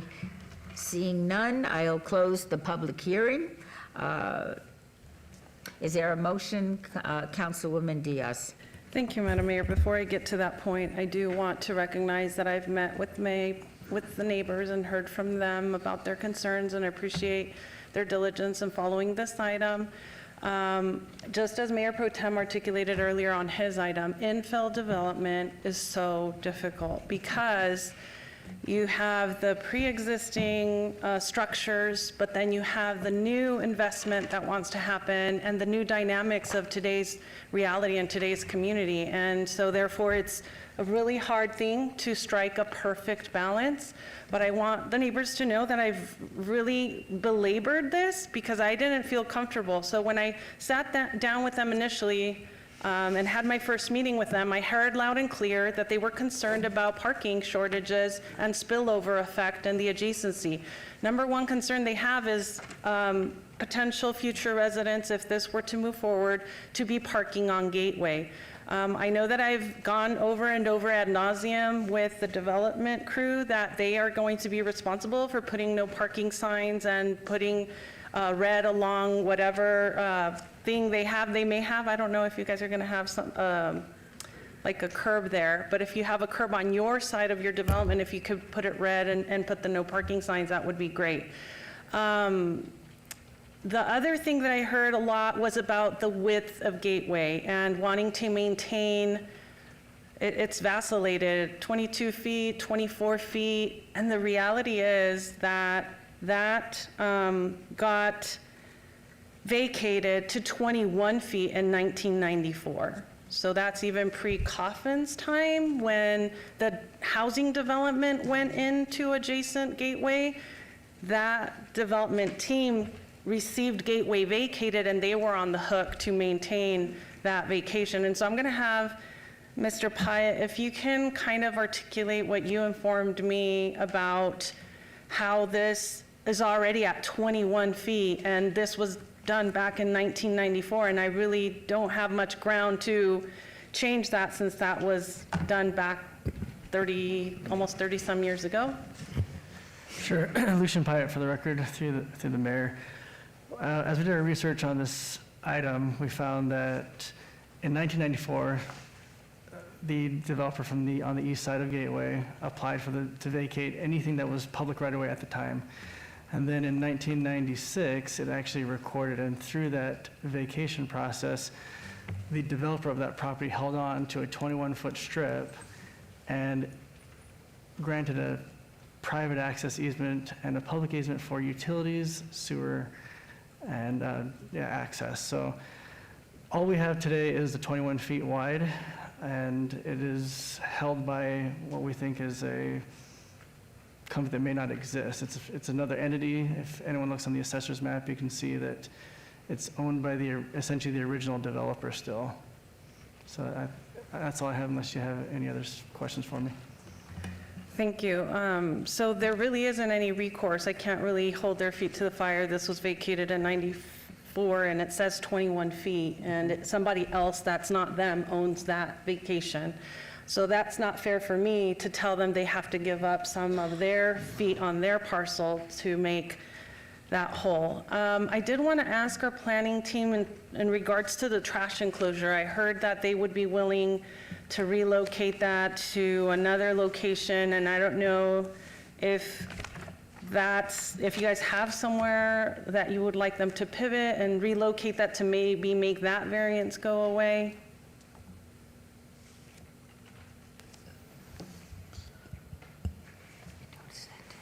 Through you, Madam Mayor. So the trash enclosure's residential adjacency standards is 50 feet from a protected property. So at minimum, that is what we would be looking for. As far as on the spot where that could go, I don't have a suggestion for you at this time unless I was reviewing the entire plan. Is that something that could be captured through a condition to where they have to work it out through planning to make sure that they relocate that before they pull anything? We can do so. I think it's through the administrative process for the building permit. If they were proposing a different location, that could be done at that point. It's just a matter of what it may impact. There's always a domino effect of moving things around on the site. As long as they have ample parking and don't impact the minimum requirement, it is something that can be done. If you want me to place that in as a condition, just give me a moment to draft. Yes, can you start drafting one potentially? And then Are you comfortable with that condition?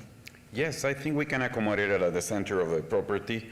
I mean, it will be more visual for our community, but it will get rid of that waiver, which is going to be fine. Yes, and then I just want to say, it's been a long road. I know my planning commissioner, and I just want my colleagues to know that my planning commissioner and the planning commission voted it down because it was not what is currently being presented to us, right? Mm-hmm. So this has evolved.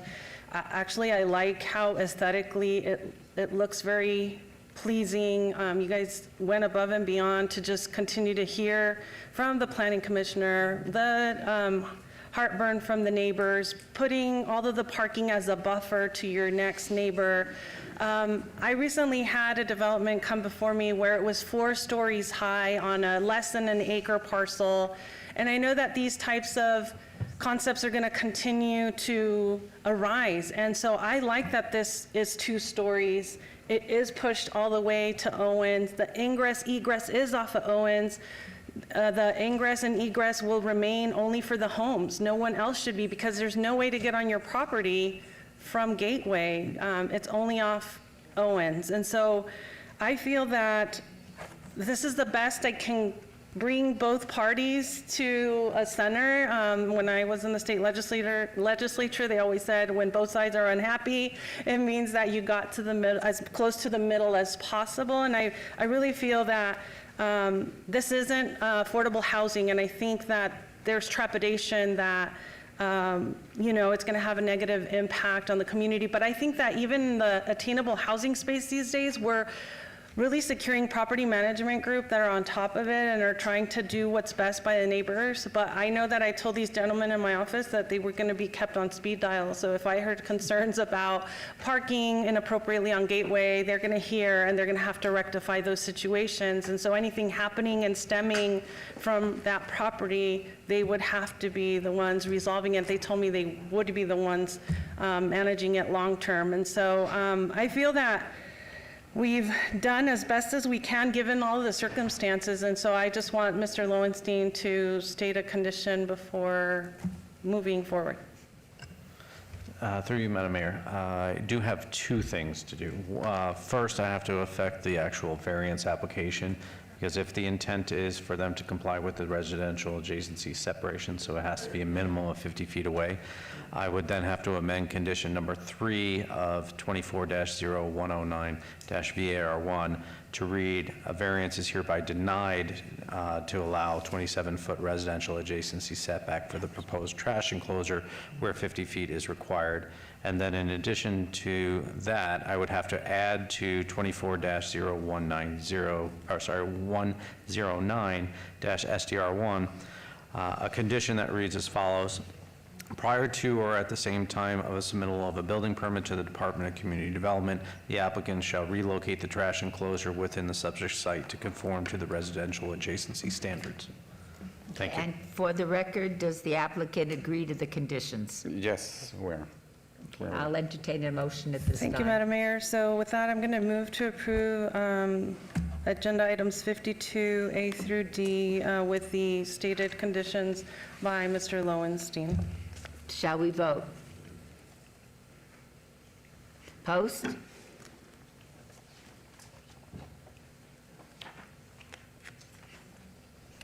Motion carries. Congratulations. Thank you And very much. I am sure the councilwoman will be holding your feet to the fire. Yes, thank you. Agenda item 53. 25-0165, abeyance item on the following land use entitlement project requests on 0.89 acres on the west side of Tom Boulevard, approximately 100 feet north of Donny Avenue, C2 General Commercial Zone. 53A, 25-0165-VAR1, abeyance item to allow an existing 8-foot-tall solid front yard wall where 5 feet with a 2-foot solid base is the maximum height allowed. 53B, 25-0165-VAR2, abeyance item to allow no off-site improvements where such are required. 53C, 25-0165-SUP1, abeyance item for the proposed trucking company use with a waiver to allow more than 5 trucks or trailers on the site at any one time. 53D, 25-0165-SDR1, abeyance item for a proposed trucking company vehicle storage facility with waivers of the parameter landscape buffer requirements. The applicant owner is R&T Sparks Family Trust et al. The Planning Commission recommends approval on the entire land use entitlement project. Staff recommends denial on the entire land use entitlement project. These are in Ward 5, Summers Armstrong, and our public hearings, which I now declare open. Is the applicant present? Yes, Madam Mayor and members of the council, Jim DiFiore with DiFiore Consulting and Business Services here to represent the applicant. Also with me is the applicant, Mr. Rick Sparks, from R&T Sparks, and also the owner of a landscape company here in Las Vegas.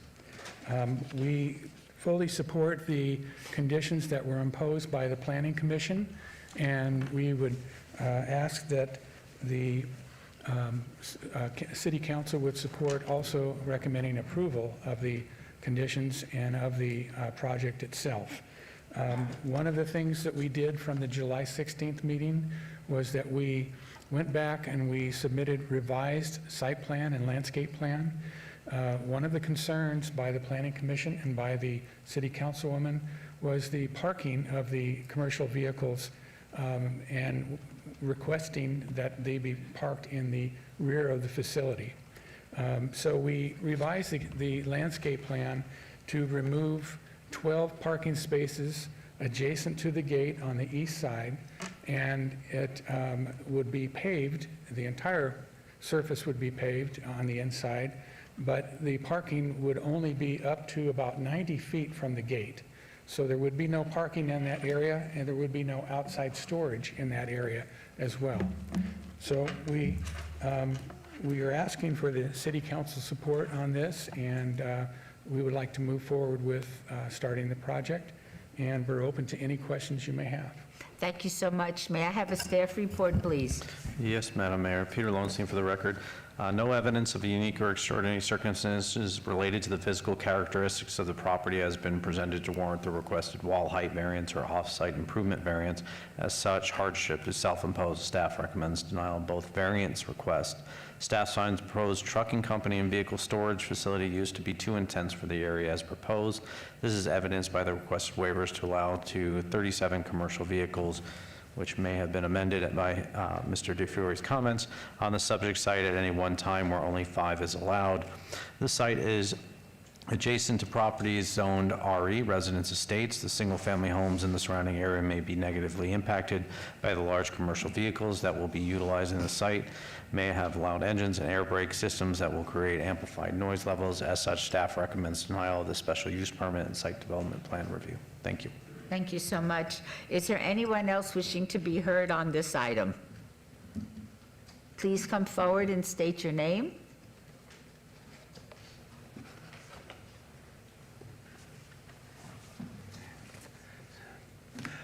Thank you, Madam Mayor. Lex Anderson. I'm a Ward 5 resident in the Nara neighborhood at 3709 Waterhole Street. I'll keep this as short as possible. I may need another 60 seconds if you would mind embellishing that if the time permits. Thanks. At the June 10th Planning Commission meeting, the applicants specifically presented their business identity as a trucking company. Yellowstone is a large corporate firm with over 70 locations across the United States, specializing in landscape design, installation, and maintenance, and uses trucks for their business. To be clear, Yellowstone is a landscape company, uses trucks. This is not simply a trucking company.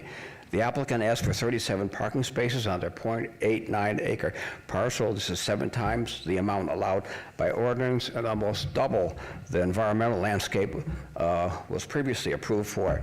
With that, the applicant failed to account for at least 11 parking spaces required to continue with the use of the 2 large 22-foot long dumpsters that we are told are replaced daily with the cuttings that the trucks and the trailers bring in. And also additional parking spaces required for overflow when these dumpsters are full. The applicant needs to account for the dumpster parking spaces in this area. Are there still going to be dumpsters in this parking space? With the daily use of the dumpsters and no commercial office space or no commercial face-to-face for consumer service and personal interaction, this qualifies also as a scaled-down version of the Cheyenne Avenue Republic Services transfer station, and with that, a light industrial zoning category. This zoning category also qualifies as spot zoning, and with that, a clear zoning denial addition to the issues by Planning Commission. Tom Boulevard at this location is an undeveloped 60-foot wide street with only a 30-foot wide 2-lane right-of-way. With that, during the afternoon time, the trucks and trailers, a staff member has to come out, direct traffic to get them through the queue to get inside to dump the dumpsters and like that. This area is too small for this use.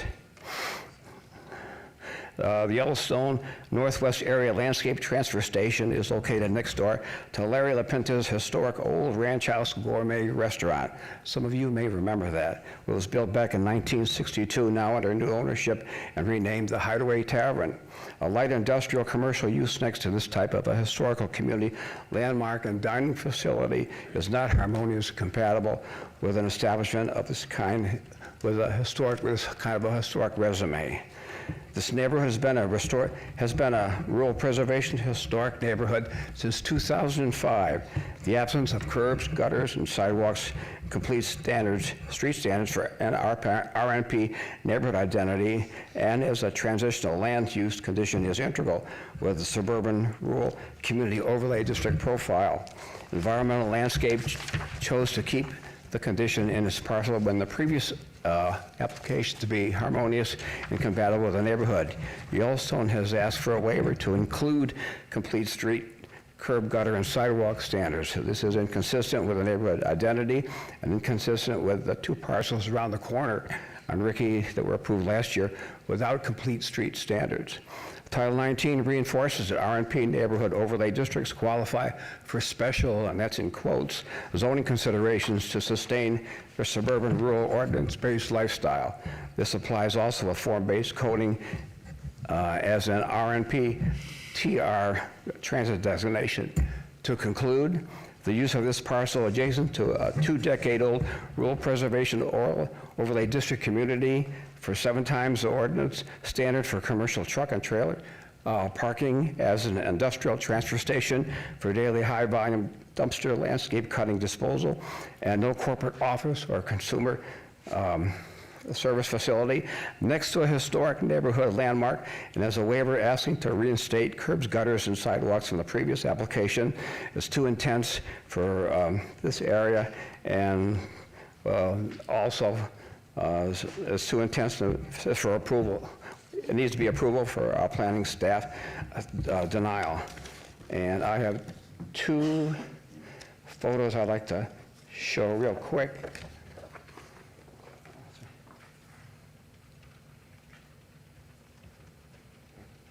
This shows the 2. Would you put your microphone on? Dumpsters. Would you put that, there you go. Is that good? It's good now. Okay, this shows the 2 dumpsters and the overflow area. And this is another area photo that shows the trucks and trailers, and you can see the dumpsters over on the side. And this is the car rental over here. Thank you. Thank you very much. Is there anybody else wishing to be heard on this item? Seeing nobody? Can I give this to the clerk, please? Yes, please, of course. She will get it from you. Okay. I'll now close the public hearing. Are there any questions and comments from the city council members? Is there a motion, Councilwoman Summers Armstrong?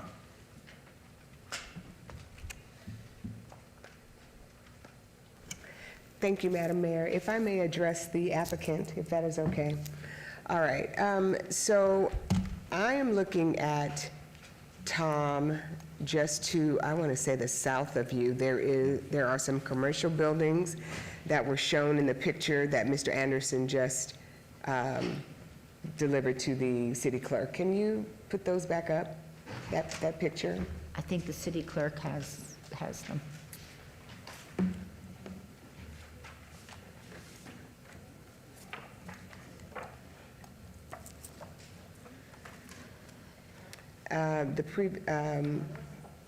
The previous one, please. Yes, that one. So that 2-story building with the roll-up garage door in the back is at 3310. It may not be Tom, it might be another smaller street. What street is this? Donnie. Okay, but it has some visual implication on Tom, which is the residential street that Mr. Anderson is concerned about. Can you speak to what we are seeing in the picture that he is showing with all of these trucks? That is more than the number of trucks that you all say that you will stripe and and put on this property, what is the difference in how many trucks you have here and how many you're planning? You are telling us that you will only put on this property. Correct. Currently, we're also in planning for a parcel on Ford, which is in the county. That's going to alleviate the number of vehicles on this property accordance to what we've proposed for the parking areas and then no building on site. As you know, that we have another office located on Lake Mead in Buffalo. That is our corporate clerical office area. This is basically going to completely change the use of this site for us. We'll have an additional location over in county on the Ford location that will alleviate more than 2/3 of this use on this property now. So for clarification's sake, with your proposal, how many vehicles on this site? 5 trucks and 5 trailers. When I say trucks, we're talking about a 3/4 ton truck, 4 doors, normal pickup truck with a trailer, not a semi-truck, not a large vehicle. Parked inside the striping? Correct. I'm looking at a picture that was taken by Google, I guess, and then you have some vehicles parked outside the truck, outside your existing gate on the gravel. Yes, and we've been doing our best to eliminate that completely. So doing your best is not what we're talking about. Yeah. No parking on the gravel. Understood. None.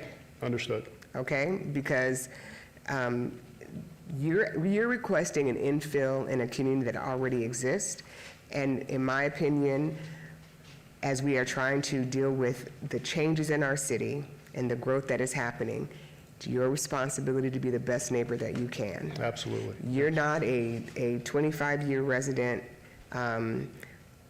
You are a business now that wants a variance, which means that you have to comply. So these neighbors know that they can call me, and I really don't want to have to call you and say, hi, here's a picture again, and you've got cars parked out. We will send neighborhood services or whoever it is to come out and have a chat with you. We just don't want that. We want you to be the best neighbor, because you're now asking me for something and I've got to contend with the folks who are my constituents, because you don't live in Ward 5, right? Understood, yes. Okay. There is complete streets right there at Tom and Donnie, and I understand the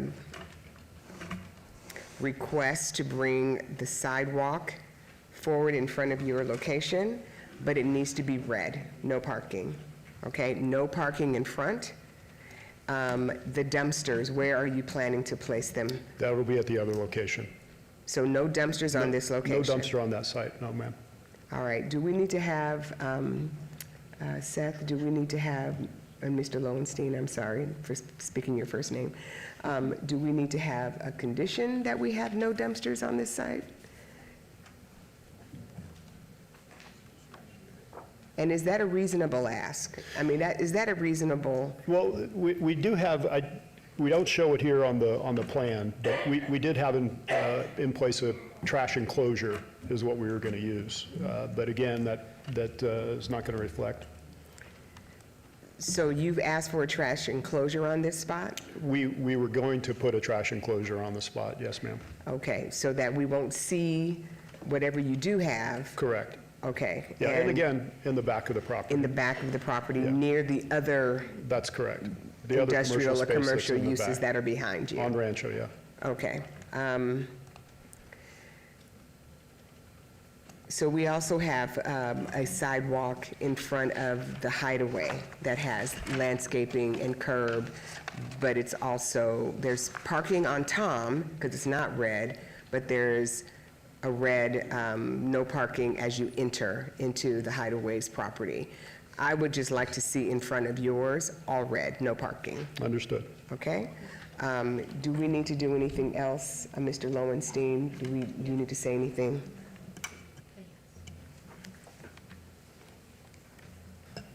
I was just conferring with Public Works through you, Madam Mayor, sorry. So for that particular item, I'm just double checking our conditions. I don't think Planning Commission necessarily addressed that particular component. Mr. Paiute, do you have any feedback on if we'd add that to one of the conditions on, for the variance? Sure. Through the mayor again, Lucian Pyatt for the record. I actually would probably, looking at the conditions, condition 16 of the site development review, where it requires the construction of the improvements, we could add maybe a sentence that says, no parking shall be allowed on Tom Boulevard. And if you'd like to make that change, we could modify that condition to ensure no parking on Tom. I appreciate that. And just to confirm, the placement of the trash enclosure in their presented plans is in the rear of the property. Can you confirm that?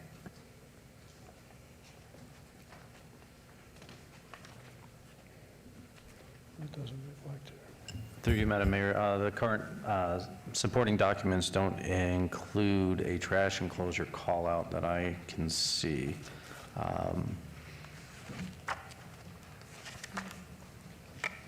So at this point in time, I would say that there is no trash enclosure anticipated on the subject site. Thank you. So since you haven't requested a trash enclosure on this spot? It was in a previous markup that we had, so not on this plan, it does not show it, no. But our intentions were to put it in the back. Okay. So staff, could you please advise what we do about the trash enclosure? It was inadvertently not in this version. Right, if it's not on the plans, when they came in for any building permits, in this particular case, it's very limited because I don't see any structures and potentially civil improvement plans. If there was a location with a trash enclosure, it would require its own building permit.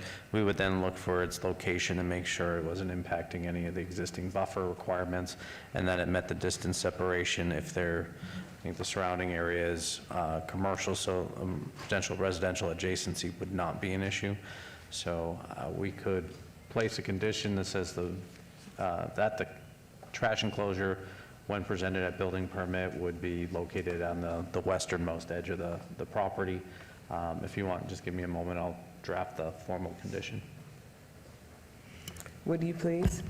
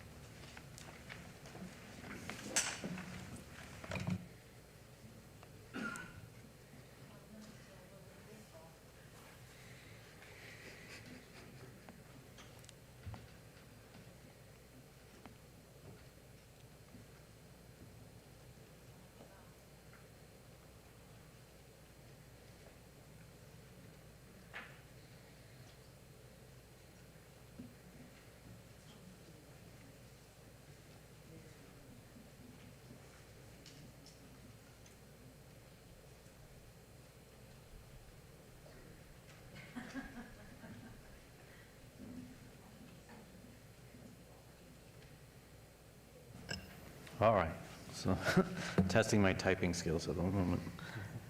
All right, a revised condition of approval, an added condition of approval that would land itself associated with 25-0165-SDR1 would be a revised site plan shall be submitted to the Department of Community Development prior to or at the same time issuance of a building permit for the construction of the site depicting the placement of a trash enclosure in the westernmost portion of the subject site.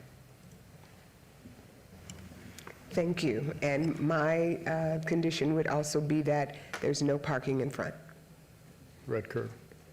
Madam Mayor, if I may? Sorry, through you, Madam Mayor, the other point on the no parking, I'll let Mr. Paiute address that additional condition in the motion. And perhaps before your motion, can we have the new conditions or the conditions for approval laid out so we all know what we're voting on? Sure, through you, Madam Mayor. So I'll let Lucian read the amended condition addressing the no parking on Tom Boulevard, and then I will reread the condition. Thank you. Sure, through the mayor, Lucian Pyatt again, for the record. We'd like to amend condition number 16 of 25-0165-SJR1 to add the following to the end of the condition. There shall be no parking along Tom Boulevard. All right. And in addition to that, in regards to the site development review, which is 25-0165-SDR1, I would be adding a condition in regards to the trash enclosure that would read: a revised site plan shall be submitted to the Department of Community Development prior to or at the same time application for a building permit for the construction of the site, depicting the placement of a trash enclosure in the westernmost portion of the subject site. Is that your understanding? Yes, Madam Mayor. And Does the applicant agree to all of the conditions? Yes, ma'am. Okay. Thank you. With those amendments, I would like to move for approval. All right. Please vote.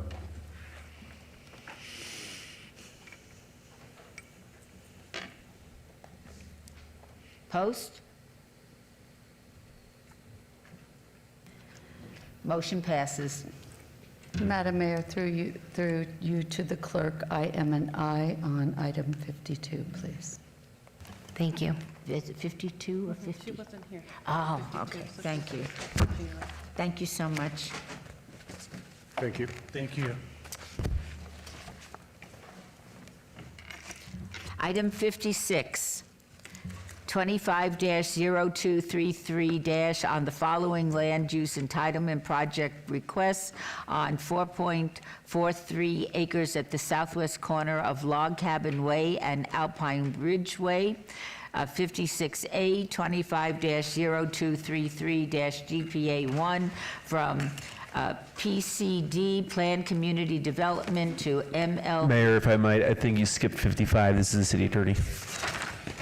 Thank you so much. No, I appreciate that. Thank you. We will go to item 55 now. Item 55, 25-0227 on the following land use entitlement project request on 4.50 acres located on the west side of Bonita Vista Street, approximately 645 feet north of Iron Mountain Road, RE Residential Estates, 55A through 55H, 25-0227-VAR1 through VAR8 to allow a 20-foot front yard setback where 50 feet is required, lots 1 through 8. 55I, 25-0227 TMP1, Homestead and O'Hare, for a proposed 8-lot single-family residential subdivision. The applicant is Woodside Homes of Nevada, LLC, and the owner is Banwari and Rajashawi Bishno Trust. The Planning Commission recommends approval on the entire land use entitlement project, and staff recommends denial on the entire land use entitlement project. These are in Ward 6, Ms. Bruni, and our public hearings, which I now declare open. Is the applicant present? Yes, Madam Mayor. My name is Susan Florian from Taney Engineering, 6030 South Jones Boulevard, here on behalf of the applicant. What we have here is a 4.5 acre site. It is located east of Homestead, west of Bonita Vista. It is zoned RE, residential estates, with a land use of R for rural estates. What we have here is an A-lot subdivision with a public street of 49. All the houses will be facing the public street. It's 1.7 for the density, and the lots range from 19,485 square feet to 22,359 square feet. We do have an amenity zone behind the sidewalk. We do have four floor plans and elevations. The first plan has, they're all one story. The first house is 3,099 square feet. Still Plan 1. Plan 2 has a square footage of 3,512.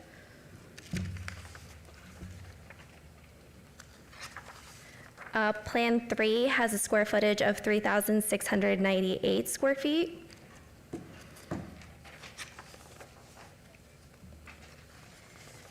Plan 4 has a square footage of 4,136 square feet.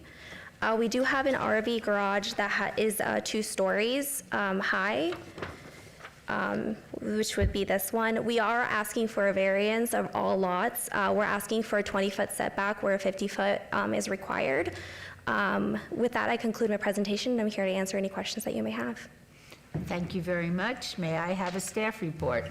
Yes, thank you, Mayor. Seth Floyd for the record. Mayor, the applicant is proposing an 8-lot residential subdivision that meets code with the exception of the front yard setbacks. Due to the variance requests for reduced front yard setbacks, staff is unable to support these applications and is recommending denial. Thank you. Thank you.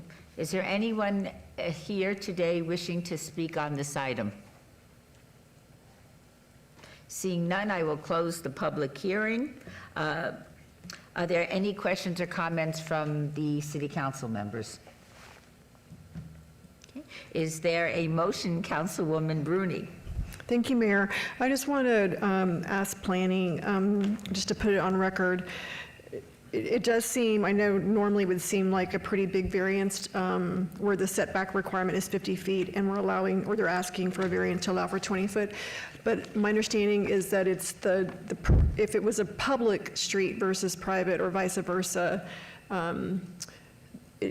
that's what's triggering the sort of setback issue. Through you, Madam Mayor, the private street caveat that's in the zoning code and regarding reducing setbacks is only on the radius of private street's knuckle. So if you had a cul-de-sac and it bends into your property, that is where it allows for the reduced setback, not on a perfectly straight street. So that would not come into play in this. The applicant also could alternately rezone this to an R1 zoning district, have larger lots, and meet those development standards, versus having the RE zoning district and then not complying with the setback requirements. Thank you. Okay, thank you. I appreciated the applicant spending so much time with our office and our planning commissioner. Really love the home model and appreciate the fact that you've allowed for the RV garages, because we have a lot of people out in our area that have the RVs that need a place. So with that, I'm happy to make a motion to approve 25-0227, sorry, 55, A through Thank you so much. A through I. Thank you. Thank you. Shall we vote? Please post. Motion passes. Thank you so much. Thank you, Madam Mayor. Thank you, council members.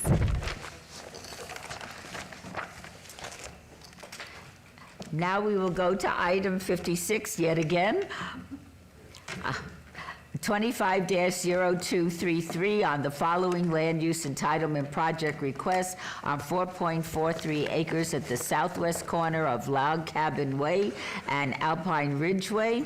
56A 25-0233-GPA1 from PCD Community Development to ML Medium Low Density Residential. 56B 25-0233-ZON1 from U Undeveloped PCD Planned Community Development General Plan Designation to R-CL Residential Compact Lot. 56C 25-0233-VAR1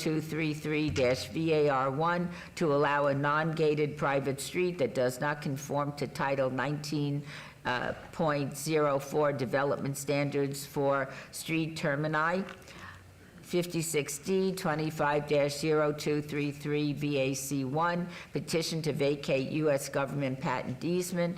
56E, 25-0233 TMP1, Mayfair Meadows, for a proposed 37-lot single-family residential subdivision. The applicant is Richmond American Homes of Nevada, Inc., and the owner is Mr. Rouhani's Family Trust.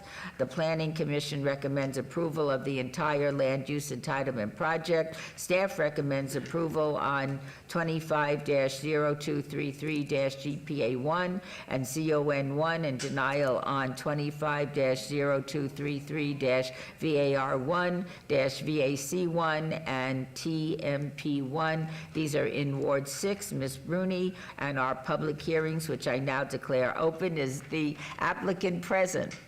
Yes, good morning again, Madam Mayor, members of the council. Stephanie Gronauer, 1980 Festival Plaza Drive, here on behalf of the applicant, Richmond American Homes. If I could direct your attention to the overhead, I will orient you to the property. This is a little over 4 acres on the north side of Kyle Canyon Road. You can see there's a bunch of development going on out in this area. It's the new exciting area of town with all kinds of wonderful housing that's coming. This is a small lot. It's about 4 acres.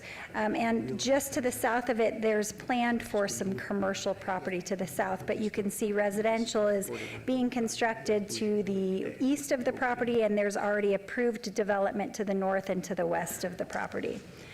The request for the general plan amendment and the zoning is consistent with your new Kyle Canyon area plan that you just recently adopted. You can see the property located here in orange contemplates anywhere from 8 to 12.5 units to the acre. We're just barely above 8 units to the acre with this application, which is consistent with what the vision for this area is from the city's perspective. And you can see, as I mentioned, that little pink area just to the south is where the future commercial is contemplated. The site plan that's before you is 37 lots. There are some constraints on this little 4-acre site. A couple of them are just by the narrow nature of the site. You can see it's narrow. Also, I kept mentioning that commercial parcel because there's a need that we have a shared access easement here with them. You can see a little notch out here. That's because this Randlet Way was apparently vacated to the south, and so the commercial parcel needed access to Alpine Ridge. So there's a condition of approval that required us to do that there. Also, there's an on-site detention that has been contemplated on-site and is a condition of approval as well. Both somewhat constraining on a little tiny parcel. I just wanted to point those out. But staff and Planning Commission recommended approval on the general plan and the zoning. The variance that's before you is to allow private streets without a gate and to allow the stub streets. The benefit of a private street without the gate is we can do no street lights, which keeps it dark and I think is important for this area out in Kyle Canyon. Also, we have roll curbs, which I know is important to the councilwoman and was important to Commissioner Taylor, that we do the roll curbs within the property. The stub streets, again, it's a narrow site. If we did 2 huge cul-de-sacs, it would eat into open space here, and we just thought it's better utilized for some open space. So we do have 2 stub streets that are very similar to projects immediately adjacent to the west and to the east of the site. So those have been approved right near us. Amenities is important, and I know this is a huge important point for the councilwoman, and so on a little site we've provided some great amenities. Down on this southern portion, you can see, I'm going to turn this sideways because you can see it better. This is the landscape plan that was actually submitted. We'll have a tot lot and some bike racks on this southern amenity area, which is really cool because you're on Kyle Canyon. People can hop on their bikes and head up the mountain and utilize some bike racks there. And then kids, these will be more of your starter homes, so there certainly should be some families in this neighborhood, so the tot lot's important. On the northern area, we added some bocce ball courts and a shade structure. The idea was more of an adult area that's a little bit more peaceful for folks. So that's up in this area along the north. And this is submitted and a condition of approval that we comply with this landscape plan. So those are the amenities we worked closely on with Commissioner Taylor and with the councilwoman's office. Also, you can see in red, we have 36-inch box trees around the entire property, which is another important factor and exciting. It'll make it look really great on the perimeter of the property. We meet the connectivity. We have 20-foot driveways, which is longer than that's required, but it does allow for those longer trucks to be able to fit, and they're all pavered driveways, which look really nice. I think that is it. So with that said, I'm very happy and pleased to present this. We ask that you follow Planning Commission's recommendation of approval, and I think it'll be a really nice addition to this area out in Kyle Canyon. Thank you so much. May I have a staff report, please? Yes, Madam Mayor. Peter Lowenstein for the record. Regarding the general plan amendment and rezoning, the subject site is located within the Kyle Canyon neighborhood planning area, which represents one of the few remaining locations with the city of large undeveloped parcels. The recent adopted area plan for the Kyle Canyon area identifies the subject site as a medium-low density residential, which is compatible with the proposed medium-low density residential general plan designation in the residential compact lot zoning district. Therefore, staff is recommending approval of the general plan amendment and rezoning as they are appropriate and recommends approval.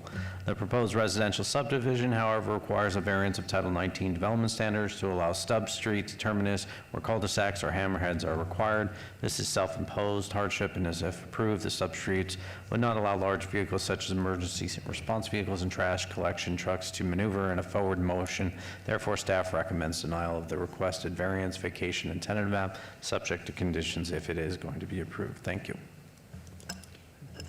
Is there anyone else wishing to be heard on this item? Seeing no one, I will close the public hearing. Are there any questions or comments from the members of the council? Okay. Seeing none, is there a motion, Councilwoman Bruni? Thank you, Mayor, and thank you, Ms. Gronauer and Richmond America for working with us on this project. I think it'll be a great project and a great addition and option for our families, and I'm excited about the amenities. With that, I move to approve item 25-0233, items A through E. Please vote. Post. Motion passes. Thank you very Thank you much. so much. We will now hear related items 36 and 57 together. 36, R-63-2025, discussion for possible action regarding a resolution adopting the Lam Madre Foothills Special Area Plan for the Lam Madre Foothills area generally bounded by Grand Teton Drive, Teepee Lane, Deer Springs Way, Clark County 215, Fort Apache Road, Lone Mountain Road, and the city's boundary shared with the Red Rock National Conservation Area. Item 57, 25-0002-DIR1. Director's Business, applicant owner, City of Las Vegas, discussion for possible action to adopt the Lam Madre Foothills Special Area Plan for the Lam Madre Foothills area. The Planning Commission and staff recommend approval. These items are Ward 4, Ms. Alan Polensky. Item 57 is a public hearing, which I now declare open. Mr. Floyd. Good morning, Mayor. Seth Floyd for the record. I just wanted to give a quick intro before I turn it over to Marco to do this presentation. As you all, the council, have seen, we've been working pretty fast and furious on getting these area plans done that implement your and our 2050 master plan. And there's a method to our madness. We did the East Las Vegas plan first. There was a lot going on in that area at that time. We wanted to get that done as one of our first plans. And then we shifted our attention all the way to the other side of town, up in the northwest, and we worked on two plans, the Kyle Canyon plan, which you approved recently, and then also the Lam Madre Foothills plan. And it's very interesting to see the difference in themes that come out of these plans. The Charleston plan is coming up soon as well, and mostly Ward 1. And what came out of this plan very clearly is the importance of outdoor recreation. We have this amazing resource, the conservation area, that is along our western boundary, and that was a key piece of the outreach that we did here and is a key component of some of the development in the area. So with that, let me turn it over to Marco to walk through the plan, and then we'll answer any questions that you have afterwards. Good afternoon, Mayor and Council members. Marco Vallada, City of Las Vegas Community Development for the record. As Seth mentioned, this is our fourth special area plan that's in front of you, and yes, as most recently adopted was Kyle Canyon, and that item just before kind of represents what happens with the special area plans and how we make use of them to recommend projects that go through the planning process. So just to illustrate that, that's kind of how it works to implement that overall 2050 master plan vision. And for Lam Madre Foothills, this is an area that's, again, gone through a lot of development over the past couple of decades. Very diverse in terms of you already have existing development out there with Providence and Cliffs Edge under those development agreements, but we also had some new agreements that have come before you over the years too. Sky Canyon, Sky Summit, and Sky Hills. Those have all been kind of at the same time, and as we were going through this process, we had the development agreement that kind of came a little bit ahead of this, but still nevertheless there was a few key features that came out of it, and really I think it helped reinforce what we heard in the planning process that we undertook with Smith Group at the same time as we were doing the Kyle Canyon Special Area Plan. So with those, with that public outreach that we did kind of at the same time, we recognize that it's a fast-growing area, and there have been a lot of pressures, especially around the county island, where there's large lot residential development that's existing, and then respecting those neighborhoods as well as the master plan communities that have come in. At the same time, we want to ensure that as new growth does occur, it's done in a thoughtful way while taking into consideration things like housing types, and then that boundary along the western edge of our city. We have looked at this from the 2050 master plan standpoint, and we recognize that with any growth, there is going to be the need for new parks, new schools, fire stations, other public infrastructure. We also know that there's a lot of concern about the environment that's there. We're right at the edge of the city. We have a great resource visually. You can see the entire valley, the Las Vegas Strip, downtown Las Vegas, and a lot of the Northwest. And a lot of people who spoke out about light intrusion. I'll talk about that in a couple seconds, but also that access to parks and trails and other amenities, some of which are just not there right now. Maybe a shopping center here at Wallapai and 215, and some growth that's been going on at Ann and 215. But aside from that, there aren't a lot of other amenities, but this plan will help maybe facilitate some of that that will come in the form of planning applications in the future. What we did hear from some of the surveys, again, it reflects the things that people care about the most. Things like traffic, things like construction that's going on, the housing, and we did try to address that. And this again is kind of a representative of Warcraft. Some of the things that we had heard about what people wanted to see in terms of long-term improvements. So with the public outreach, we develop a vision for Lam Madre Foothills, and it's, again, very much similar to that we had adopted with Kyle Canyon. It's a place, again, where there is that connection to the outdoors and the connection to other parts of the community to the north, to the west, and to the south and to the east as well. So this plan, we worked with Smith Group. Again, we've had them on board for a number of different planning efforts. It comes around 5 different themes: outdoor recreation, designing with the environment that we have along the foothills, developing quality neighborhoods, and ensuring that transportation to and from this part of the Northwest is done in a way that reflects thoughtful infrastructure provision and services. So in terms of recreation, again, we heard a lot of feedback about getting more parks built. We have a lot of turnkey parks that are already there, but making sure that those parks are accessible to people as new development goes in, and I think that is reflected in the development agreement for Sky Summit and Sky Hills. We have a lot of parks within Providence already, but making sure that we have more of those in and then connecting them with trails. And I think the centerpiece of this is city's reservation as part of the planning that went forward with the Sky Summit development, Lam Madre Foothills Park, which is at Tropical Parkway, and the boundary with Red Rock Canyon. We have we worked with BLM on a resource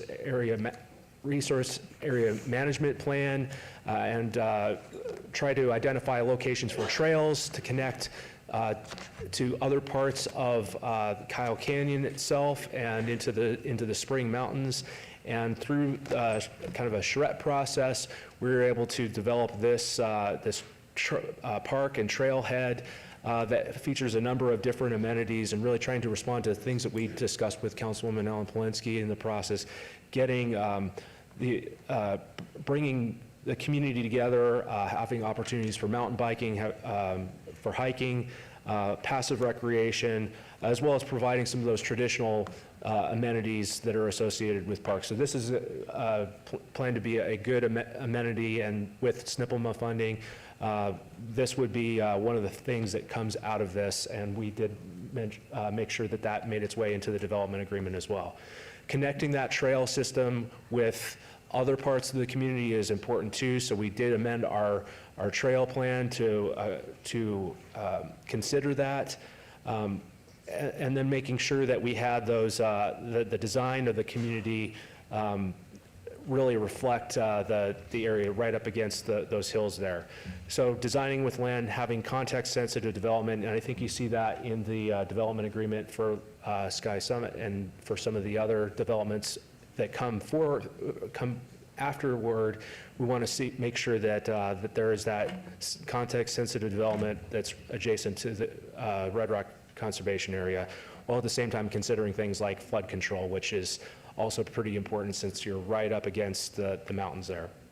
In terms of place, again, we have a range of housing opportunities already, but making sure that we get the densities and the land use correct is important. I mentioned there's a lack of commercial development now, and that is something that people did reflect that they wanted to have more of. You do have Centennial Hills not that far away, but the fact there is not that much there, I think really speaks to the fact some of these neighborhoods are underserved, and there are opportunities to get more commercial development there in an appropriate way. So we have, like we did with Kyle Canyon, a general plan that will reflect, again, what we heard and what we think that makes the most sense for this part of La Madre Foothills. We also are sensitive to some of the other attributes of La Madre that we heard in the public outreach. We did have a lighting ordinance that came through that's specific to civic properties, and that came forward in a text amendment earlier this year. And we are working on some new signage standards that's specific to La Madre Foothills and perhaps other areas in the Northwest to, again, make sure that there's compatible standards for this part of the Northwest.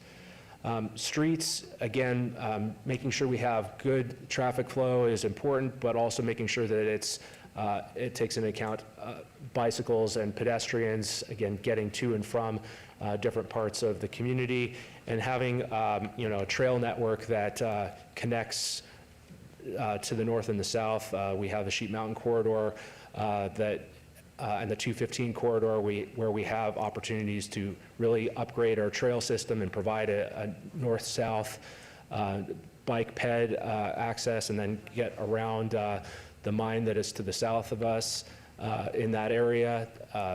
Having specific standards for that will help make sure that you have a nice amenity for that area as well. And then in terms of investing for infrastructure, we do have those turnkey parks. There is a planned new public safety facility, but There are other things that need to happen in terms of development, much like Kyle Canyon, that will require infrastructure to be built, specifically water. This area is tied to Kyle Canyon with respect to the water resources. There are some large tanks that are up there on the hillside. With future reservoirs that get built by the Las Vegas Valley Water District, we will be able to ensure that there's adequate service provision for any new development that comes thereafter. Similarly, flood control, there is a massive detention basin that protects Providence, Sky Canyon, and a lot of the other neighborhoods further to the east in Centennial Hills. But there are some other improvements that need to happen that the Regional Flood Control District has in their master plan.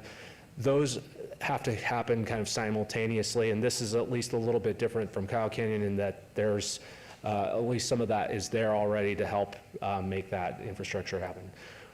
There is an accompanying resolution that comes along with this, and if there's any questions, I'd be more than happy to answer them. Thank you. Thank you very much for that very comprehensive presentation. Is there anyone else wishing to speak on this item? Seeing no one, I will close the public hearings. Are there any questions or comments from the members of the council?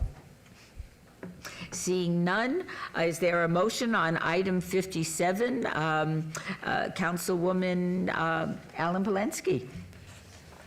Thank you, Madam Mayor. Marco, thanks for your, year and a half, 2 years of efforts on this. Oh, my gosh. This plan. It was a great experience, particularly early on in my tenure, talking to the neighbors, having those meetings, the charrettes with our consultant, and learned a lot about what the public wants, learned a lot about what developers need, and this is a culmination of all of that. Love the Lam Madre Foothills logo here. I love that it's on the west side of the valley, so it's where the sun sets. Very cool. Marco, you've done a great job. I don't know how else to, we need a motion here to approve? Is that correct? Is there a motion? Yes. Okay. On 57. A motion to approve item number 57. Oh, wait. Hold on. Can I do it together or separate? We have 36 and 57. I have on my notes to do 57 first and then 36. Okay. So may I have a motion on item 57? Item to approve, motion to approve, item number 57. Yes, please vote. Post. I don't have circles. I vote affirmative, yes. Item 57 passes, and now do we have a motion for related item 36? Move to approve item number 36. Please vote. Hold on. There's a motion on the floor. No circles. Please vote. Post. I vote affirmative, Ms. Lynn. Item 36 passes. Thank you so much. Thank you very much. Before we move over to item 58, Madam City Clerk, I have been notified that I inadvertently voted no on an earlier resolution that the City Council considered earlier in the meeting, and I would like to change my vote to yes. Thank you. Thank you very much. Also, Councilwoman Seaman has been excused for the rest of this meeting. Item 58. The set date on any appeals filed or required public hearings. I would instruct the city clerk to set the public hearing dates and appeals from the City Planning Commission meetings and dangerous buildings or nuisance litter abatements. Will do, thank you. Item 59, citizens' participation. Public comment during this portion of the agenda must be limited to matters within the jurisdiction of the City Council. No subject may be acted upon by the City Council unless that subject is on the agenda and is scheduled for action. If you wish to be heard, come to the podium, give your name for the record. The amount of discussion on any single subject, as well as the amount of time any single speaker is allowed, may be limited. It will be limited to 2 minutes. This is your opportunity to address the council, but the council is not able to respond or engage in dialogue. Are there any members of the public who wish to speak under this portion of the agenda? I wish to speak. Would you mind giving us your name for the record? My name is Eric Melchizedek Christ Nimrod. You can find my twin brother Christ in Revelation 1:18, proclaiming how he defeated the cross and death, that he's alive. So that guy that you worship with the crown of thorns on his head, I don't know who he is. God is love. What I'm here to speak about is the underdogs and the forgotten. I am very dismayed of how the City of Las Vegas, the Allied University Security Services, and the Nevada Behavioral Health Systems are running the Courtyard Homeless Shelter, a complete flip-flop from that beautiful thing we just saw. There's a bus stop about 30 feet from the Courtyard front gate on Las Vegas Boulevard and Foremaster, but the front gate is not working. And it has been working for 10 days, and so far I've been told that it's not going to be fixed at all. And that is causing the elderly and the handicapped and those in wheelchairs to go up a steep hill to the Courtyard's other entrance on Main and Foremaster to get to a bus stop, then go down a steep hill on Main to Owens, and make a right on Owens to Las Vegas Boulevard, and make a right on Las Vegas Boulevard and walk south 1 block to the Courtyard front gate on Las Vegas Boulevard and Foremaster. As I said earlier, the bus stop is only 30 feet from the front gate, which is not working anymore and will not be working, as I've been told. The elderly, handicapped, and those in wheelchairs must travel this long route, going and coming every day in triple-degree heat. This is hard elder abuse, and it's evil. There is a small pedestrian door Mr. attached Nimrod, to the front gate. Thank you. Your time is up, but I appreciate you bringing this to our attention. Wow, that was a fast 2 minutes. Well, you're so good at this. Yeah. Okay, well, thank you very much. You're welcome. And Mr. City Manager, can you instruct somebody to look into this issue? All right, is there anybody else that wishes to speak? Hi, my name is David Gomez. I'm a resident of East Las Vegas. I've been here a very long time, since my father built Carpeteria on Charleston. I was a child in a cartoon that you couldn't really see, or the commercial that you couldn't really see, crawling under rolls of carpets, that one day I was hoping didn't smash me, but I didn't listen. We have some issues in East Las Vegas. I'm not blaming Councilwoman Olivia Diaz. This is not her fault. This is not something she created or her team. This is not something that anyone on her team has created. This is something that the drivers in our area has disregarded, and that is the safety of our children. I have been instructed that they are going to put something up and they're going to work towards getting something done. But Olivia went to Sunrise Acres Elementary, and she knows that big street. It used to be the, what was that? The National Guards there a long time ago, right in that area where the school district owned that property now. And I'm pretty sure, you know, I've been here quite some times, and I've heard the stories through my dad, and when Henderson used to be Jericho Heights. And I remember when we had the explosion from Pepco. Yeah. I remember that, and I remember the door flew open. I couldn't figure out how, but it was pretty big. But we're here, and this is our city, and we are to protect our children. I am the inaugurated Bridge Commissioner for Clark County School District. I am the president of the Nevada Peace Alliance. I work in legislation as a lobbyist for free, and I have been doing all this for free for over 20-something years. I don't ask for a dollar. And the reason I don't is because I serve people with my heart through God. I am who I am sends me to places like this to talk about these things. And we must protect children under all causes and guise. And I just wanted to say really quickly, that I do appreciate Jeff. Jeff is a wonderful man. When I ran for office at one point, he was very wonderful and kind to me. So, you know, you guys have done an excellent job with this gentleman here. Thank you. Thank you very much. You know, we can't comment on your presentation, but we will look into that. Thank you so much. Thank you. Is there anyone else wishing to address the council? Would you mind stating your name for the record? Yes, my name is Malcolm Greer, and I'm a resident of the Centennial Hills area. And I want to bring your attention to the issue that I want no contract or collaboration with ICE, and we need to keep Vegas safe for all, regardless of immigration status. So thank you for your attention on this matter. Thank you so much. Is there anybody else wishing to address the city council? Please come forward and state your name.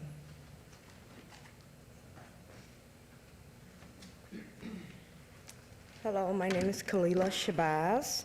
I live at 7101 Smoke Ranch Road, Las Vegas. My concern and why I'm addressing the council today is, let me read my letter I had to write. I stand before you today because I was brutally assaulted at CCDC County, Clark County District Police Department, and I've been trying to get help with this situation. This situation happened November 10th of 2023. I have videos from inside the precinct where I was assaulted, and the officers, I had a wig on my head. They ripped the wig off my head while a male officer held me down on the floor with his knee in my back, while other officers just continued to beat me up. I should have never been arrested. The charges that I was arrested on were dropped. And I was told by, I reported the situation to the Citizen Review Board. And I submitted several complaints to the Citizen Review Board. This case the criminal part of the case just now was dismissed July 2nd. And I contacted the Citizen Review Board again to investigate this situation for me. And when I talked to the gentleman, he said, okay, we'll submit your information again. I submitted my information again to the Citizen Review Board, and he called me yesterday and told me that, oh, there's nothing that the Citizen Review Board can do for you. You were supposed to turn this in within 30 days. And he told me that, and he never told me that over the phone. He never sent the letter to me. My daughter has gone down to the Citizen Review Board. He always told us once the case is over, the criminal case is over, then they can investigate. Now that the case is over, I go down there after he told me that they weren't going to investigate. This man, I went into the office, this man, he cursed me out. He told me that he didn't give a F about what happened to me because it did not concern him. And, just for these people are put in place to help us. I'll give you another 30 seconds. Okay. So basically, I'm coming to the council today because I need help with the situation. And I would like to ask the council to, to start an investigation for me of what happened with me at the CCDC. Because everywhere and every avenue I've turned to doors have been shut in my face. I thank you so much for bringing this to our attention. Can you provide information on which direction this woman ought to follow? All right, thank you. Our city attorney will speak with you.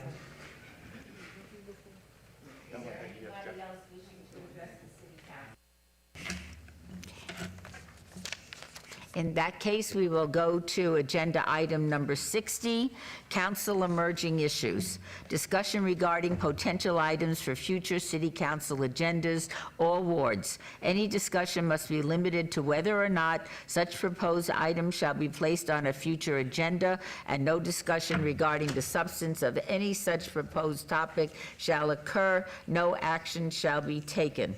Do any members of the city council have any topics that they would like to bring forward under this item? Seeing none, I thank you so much, and we will move to agenda item 61.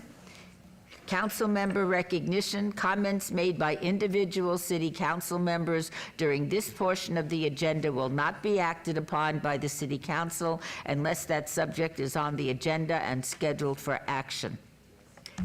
Ms. Summers Armstrong. Thank you, Madam Mayor. So here are our final announcements. On August the 9th, we did a back-to-school event at Anointed Tabernacle Church. It was wonderful. Our staff was there. Just a beautiful example of a community organization reaching out into the neighborhood that they are engaged in. We handed out resources, some gifts to the kids. We had our Metro was there and other community organizations, and we were really happy to participate. Also on August the 9th, we participated in the Phi Beta Sigma Epsilon Phi Sigma Alumni Chapter back-to-school event at Matt Kelly. We had a lovely event, did a little line dancing, as you can see. I'm on the line trying to dance. It was not very cute, but we were trying our best, and just wonderful to see community organizations coming together at Matt Kelly to ensure that the babies were prepared the first day of school. On August the 11th, also at Matt Kelly, we participated with Commissioner William McCurdy, Senator Dina Neal, and other elected officials at the Matt Kelly last first day. This is an event where they welcome the children back to school with high fives and great music, and the Raiders were there. It was wonderful, and we're proud of principal and all the staff for helping to organize this, and I think the kids enjoyed it, and I will say their parents enjoyed it. I overheard, like, I feel special, and so that's what we want, is to make sure that our families feel special and supported during the school year. On August 14th, our office said farewell, au revoir, and all of those things, auf Wiedersehen, if you remember the Lawrence Welk Show music, to our intern, Marvin Marshall. He is just a recent graduate of Democracy Prep High School. He's on his way to Alabama State A&M University, Alabama A&M, to pursue his degree in criminal justice. He wants to be a FBI agent, and we're hoping that he will get through college and come back and serve his community. He's a wonderful young man. The backpack, I can't help being an auntie. And so we sent him with a rolling bag full of linen so that when he has his first night at the dorm, that he's got sheets and all the good things that he needs to have a good night's sleep as a freshman. And we're proud of you, Marvin, and wish you the absolute best and hope that he will come back and intern with us again. On August 18th, I was joined by the mayor and Ms. Rosa Cortez and the project manager for Raphael Construction at the groundbreaking of the Recuperative Care Center right there on Main Street in Formaster. Excited about this facility being torn down and rebuilt. We will double the capacity. We'll be able to help just about 75 folks once we reopen.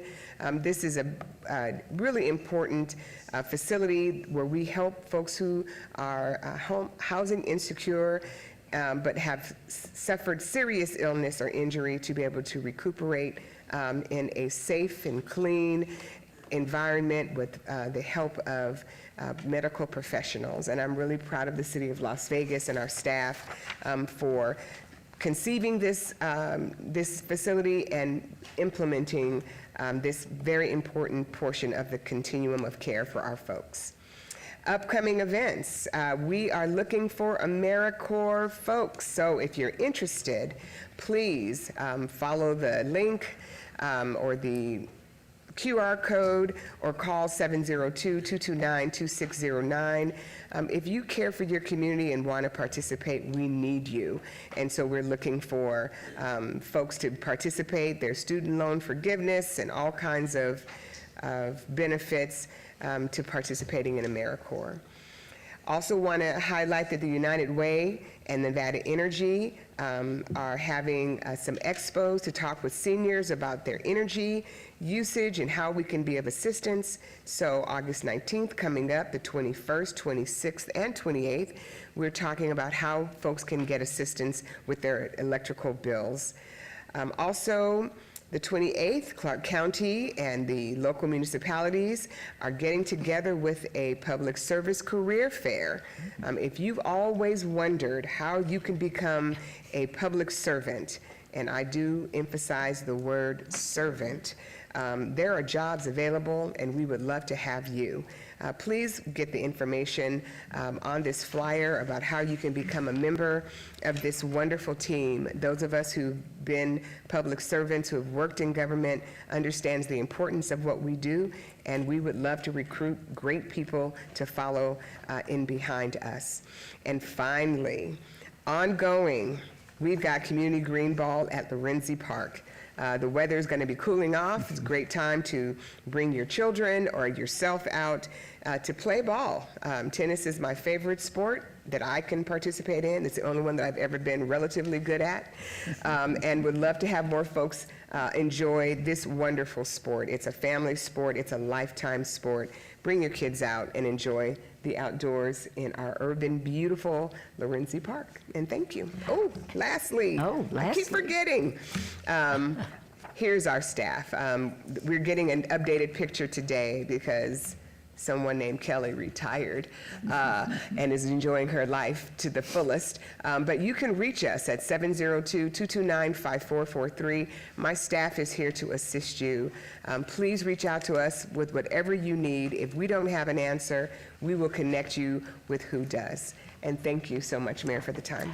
Thank you so much. Councilwoman Alan Polensky.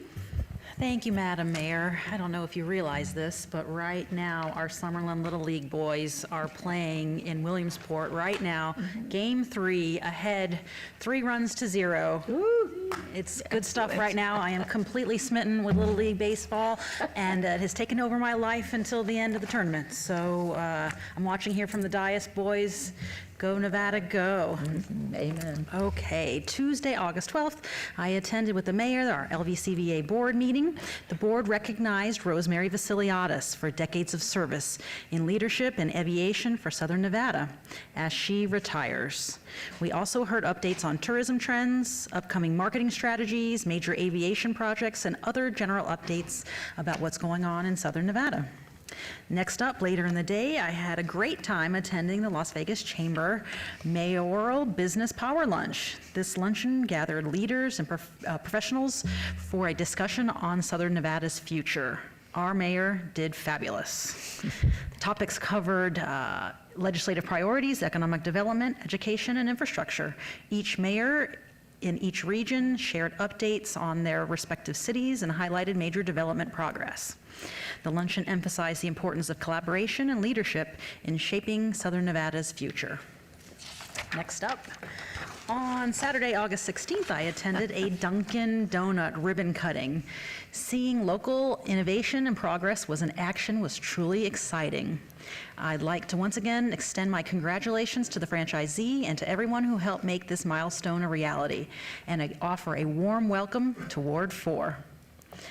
Next up, take a moment to view the faces on this slide. 19 children from our community are still missing and at large. If you recognize any of them or have any information that could help, please contact LVMPD's Missing Person Detail at 702-828-3111. Even the smallest tip could make a big difference. And lastly, don't forget, you can stay up to date with everything happening in Ward 4 by following me on Facebook, Instagram, X, all the things. We're sharing updates, community news, and upcoming events. If you ever need any assistance or have any questions, please don't hesitate to reach out directly the old-fashioned way at 702-229-2524. My team and I are always here and happy to help any way that we can. Thank you, Madam Mayor. Thank you so much, Councilwoman. Mayor Pro Tem Knudsen. Thank you, Madam Mayor. It's World Mosquito Day. That's the best news I've got. It's the Health District Fight the Bite campaign encourages people to eliminate standing water around their homes, report mosquito activity to the Health District surveillance program, and report green pools to local code enforcement agencies. For more information about mosquito surveillance, visit the Health District website or scan the QR code listed there. And Community Connections events. The final Ward 1 Community Connections is happening next Wednesday, August 27th at Rainbow Library from noon to 2 o'clock p.m. It's a great opportunity for our valuable city resources to connect with our amazing residents. Thanks, Mayor. Thank you so much. Councilwoman Diaz. Thank you, Madam Mayor.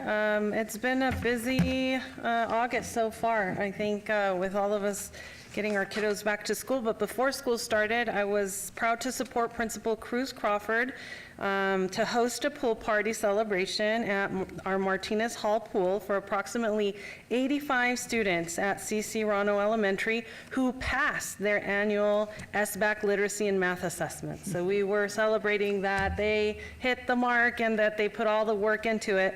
I was so appreciative of the support from our YDSI department, who also contributed to the success of this event. And on behalf of the City of Vegas, congratulations to all of these young scholars as we wish them another amazing school year. In the same vein, we had our National Latino Peace Officers of Southern Nevada chapter, who donated backpacks and school supplies to our kiddos at our downtown Boys and Girls Club on 28th and Stewart. So I want to thank all of them for helping fundraise, procure items, and give love back to our students in preparation for the start of the school year.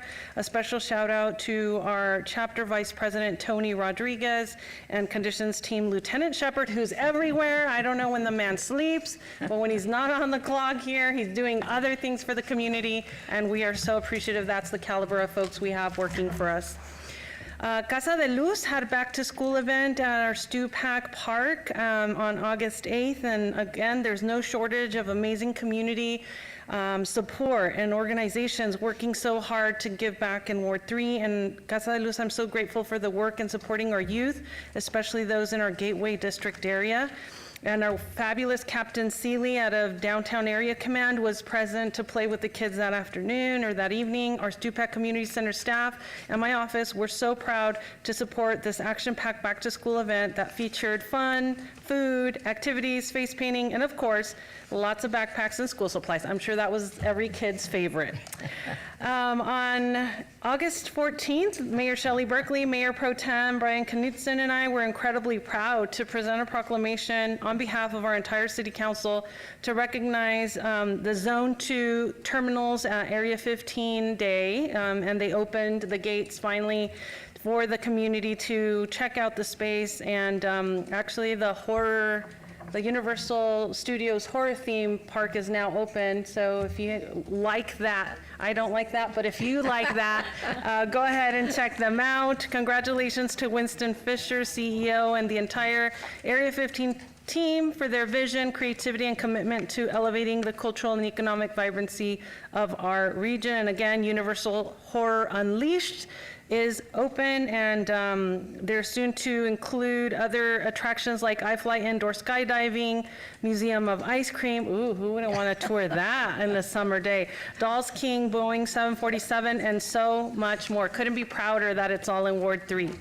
Want to invite everyone, save the date, September 20th, 11 a.m. to 4 p.m. The Goodman Plaza grand opening celebration is going to happen. So kick off festival season and slightly cooler temperatures with us, and a day of free blues music performances on September 20th at the grand opening celebration for the Goodman Plaza. Come hungry and purchase from an array of tasty barbecue vendors, along with other food trucks. Locally brewed alcoholic beverages will also be for sale. And stay a while and invite your friends. Bring a blanket or low back chairs to be more comfortable, and the festival will also feature artisan vendor booths, kids zones, art activities, and free face painting, and event parking available across the way, 500 South Main Street Garage. Other events that are happening in Ward 3, we want to put on your radar: a community cleanup day. Join us for a community cleanup day in collaboration with our Metro officers and community partners. Let's come together to make our neighborhoods cleaner, safer, and stronger, one block at a time. This is on August 28th, and this is a service event followed by a barbecue, refreshments, and a jump house for the little ones. So meet us in the back meet us in the back parking lot of the Wildfire Fremont on Thursday, August 28th at 4 p.m. And if you cannot join us on the 28th, mark your calendars for September 6th. It's Celebrate National Cleanup Day in our Mayfair neighborhood, and the event will include a litter pickup, painting of 14 hydrants, and celebration of our volunteers. Also, wanted to put on everyone's radar, the Nevada Department of Education invites all families to their free 2025 Family Engagement Summit on Saturday, September 13th, to participate in workshops and learn about important topics related to their students' mental health, school safety, academic success strategies, and more. The event is free with breakfast and lunch provided while supplies last. Attendees can take advantage of interpretation and childcare services on site, and they encourage everyone to register for this event on the 13th from 8:30 to 4 p.m. prior to attending, but you can still pop on if you didn't register. Wanted to make all parents aware that we have no school fun days here at the city, and so we know that when kids don't go to school but we have to go to work, we have to figure out where to take our kids. So if you want to look for something fun and enriching for your child to do on school and service days, we've got you covered with no school fun days out of our 6 city recreation centers, and in Ward 3 that would be at Stupak Community Center on those days listed. Look into it, get your kids signed up, that way you don't have to stress about who's going to take care of your kiddos.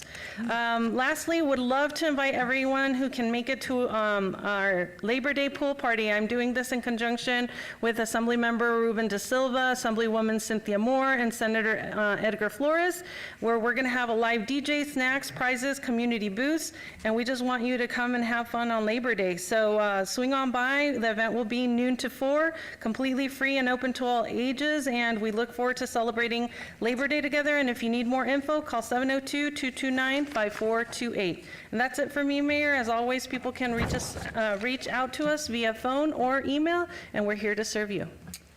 Thank you so much, Councilwoman. Councilwoman Bruni, take us home. Thank you, Madam Mayor.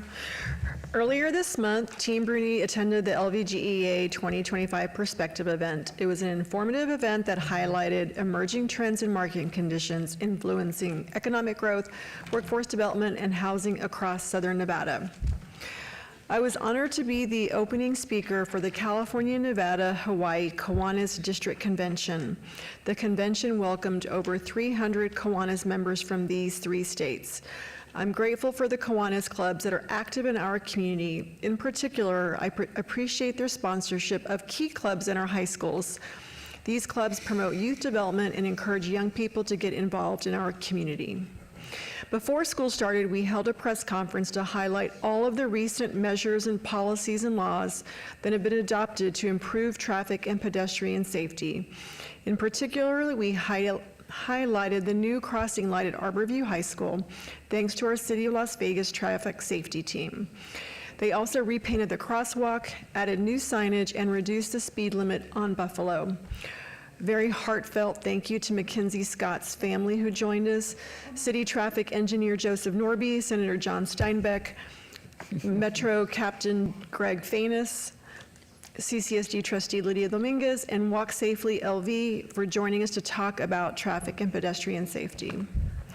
Our Critters of the Night event series has been a wonderful hit, attracting a diverse cross-section of our community members. Attendees enjoyed a nighttime adventure through Floyd Lamb Park, led by the Nevada Department of Wildlife. Along the way, they learned fun facts about the park's nocturnal wildlife, including bats, owls, and frogs. Our next one is September 19th. We were thrilled to have a full house at our quarterly small business breakfast meeting. A huge thanks to our roster of guest speakers who provided information to our local entrepreneurs. Thank you to our EUD team members Chris Butte and Emily Koo for attending and providing updates on our local economy. After our breakfast, 10 business owners from the AAPI Chamber of Commerce who are desperate to expand to our beautiful Northwest areas joined us for a tour of Ward 6. We shared updates on local development and highlighted exciting opportunities for small business growth in the area. Team Bruni attended the AIA Placemaking Summit. These discussions focused on how thoughtful urban design and community-driven planning can turn public spaces into vibrant, inclusive places. Last week, I met with my constituents at my monthly Bocaditos with Bruni to discuss important community topics. Thank you to Metro Crime Prevention Specialist Heidi Strafe for attending, as well as Government and Community Affairs Director Randy Robinson for who stopped by and provided legislative updates. We're now looking forward to bringing some great events to Ward 6 during the month of September. First up, on September 6th, we will have our first service event of the month. We'll be meeting from 8 to 10 a.m. at St. Anthony of Padua, where we'll be taking collected donated clothes and sorting them for foster youth. We'll also be painting rocks and making Christmas ornaments for the U.S. Capitol Christmas tree. On September 11th, we'll be hosting our monthly Bocaditos with Bruni again at our satellite office at the Centennial Hills Y from 9 to 11. On September 13th, we'll be supporting our second time doing this, a youth-led 9/11's Remembrance Ceremony and Service Day Bash at Floyd Lamb Park. We'll be gathering at 8 a.m. for a ceremony that remembers those who lost their lives on 9/11, especially our brave first responders. We'll then plant 400 flags before moving over to clean up the Floyd Lamb Park lake areas. After volunteering that morning, we'll be heading over later in the evening to our Centennial Hills Amphitheater to listen to the fun music of Fat Cat Swinger. They are an 11-piece band who have performed at Disney resorts and with Christina Aguilera. We've heard they're a cross between Bruno Mars and Michael Bublé. So it'll be lots of fun. On Friday, September 19th, we'll be hosting our third Critters of the Night event at Floyd Lamb Park starting at 6:30 p.m. Again, a special thank you to the Nevada Department of Wildlife for helping us organize a really fun and educational event for our families. On Saturday, September 20th, we'll be hosting our third Tales and Mocktails book club gathering at the Centennial Hills Library. This time we'll be reading We Are Called to Rise by local author Laura McBride. As always, Team Bruni wants to hear from you. Stay in touch with us by emailing ward6@lasvegasnevada.gov or calling us at 702-229-5463. Thank you. Thank you so much, Councilwoman Bruni. Before we adjourn, is there an update, Ms. Polinsky, on our team? Very intense game. A pitch actually broke a camera behind the pitcher earlier. It's tied 3-3. I got to get home and watch. Oh dear. Well then, in that case, we will adjourn the August 20th, 2025 meeting of the City Council.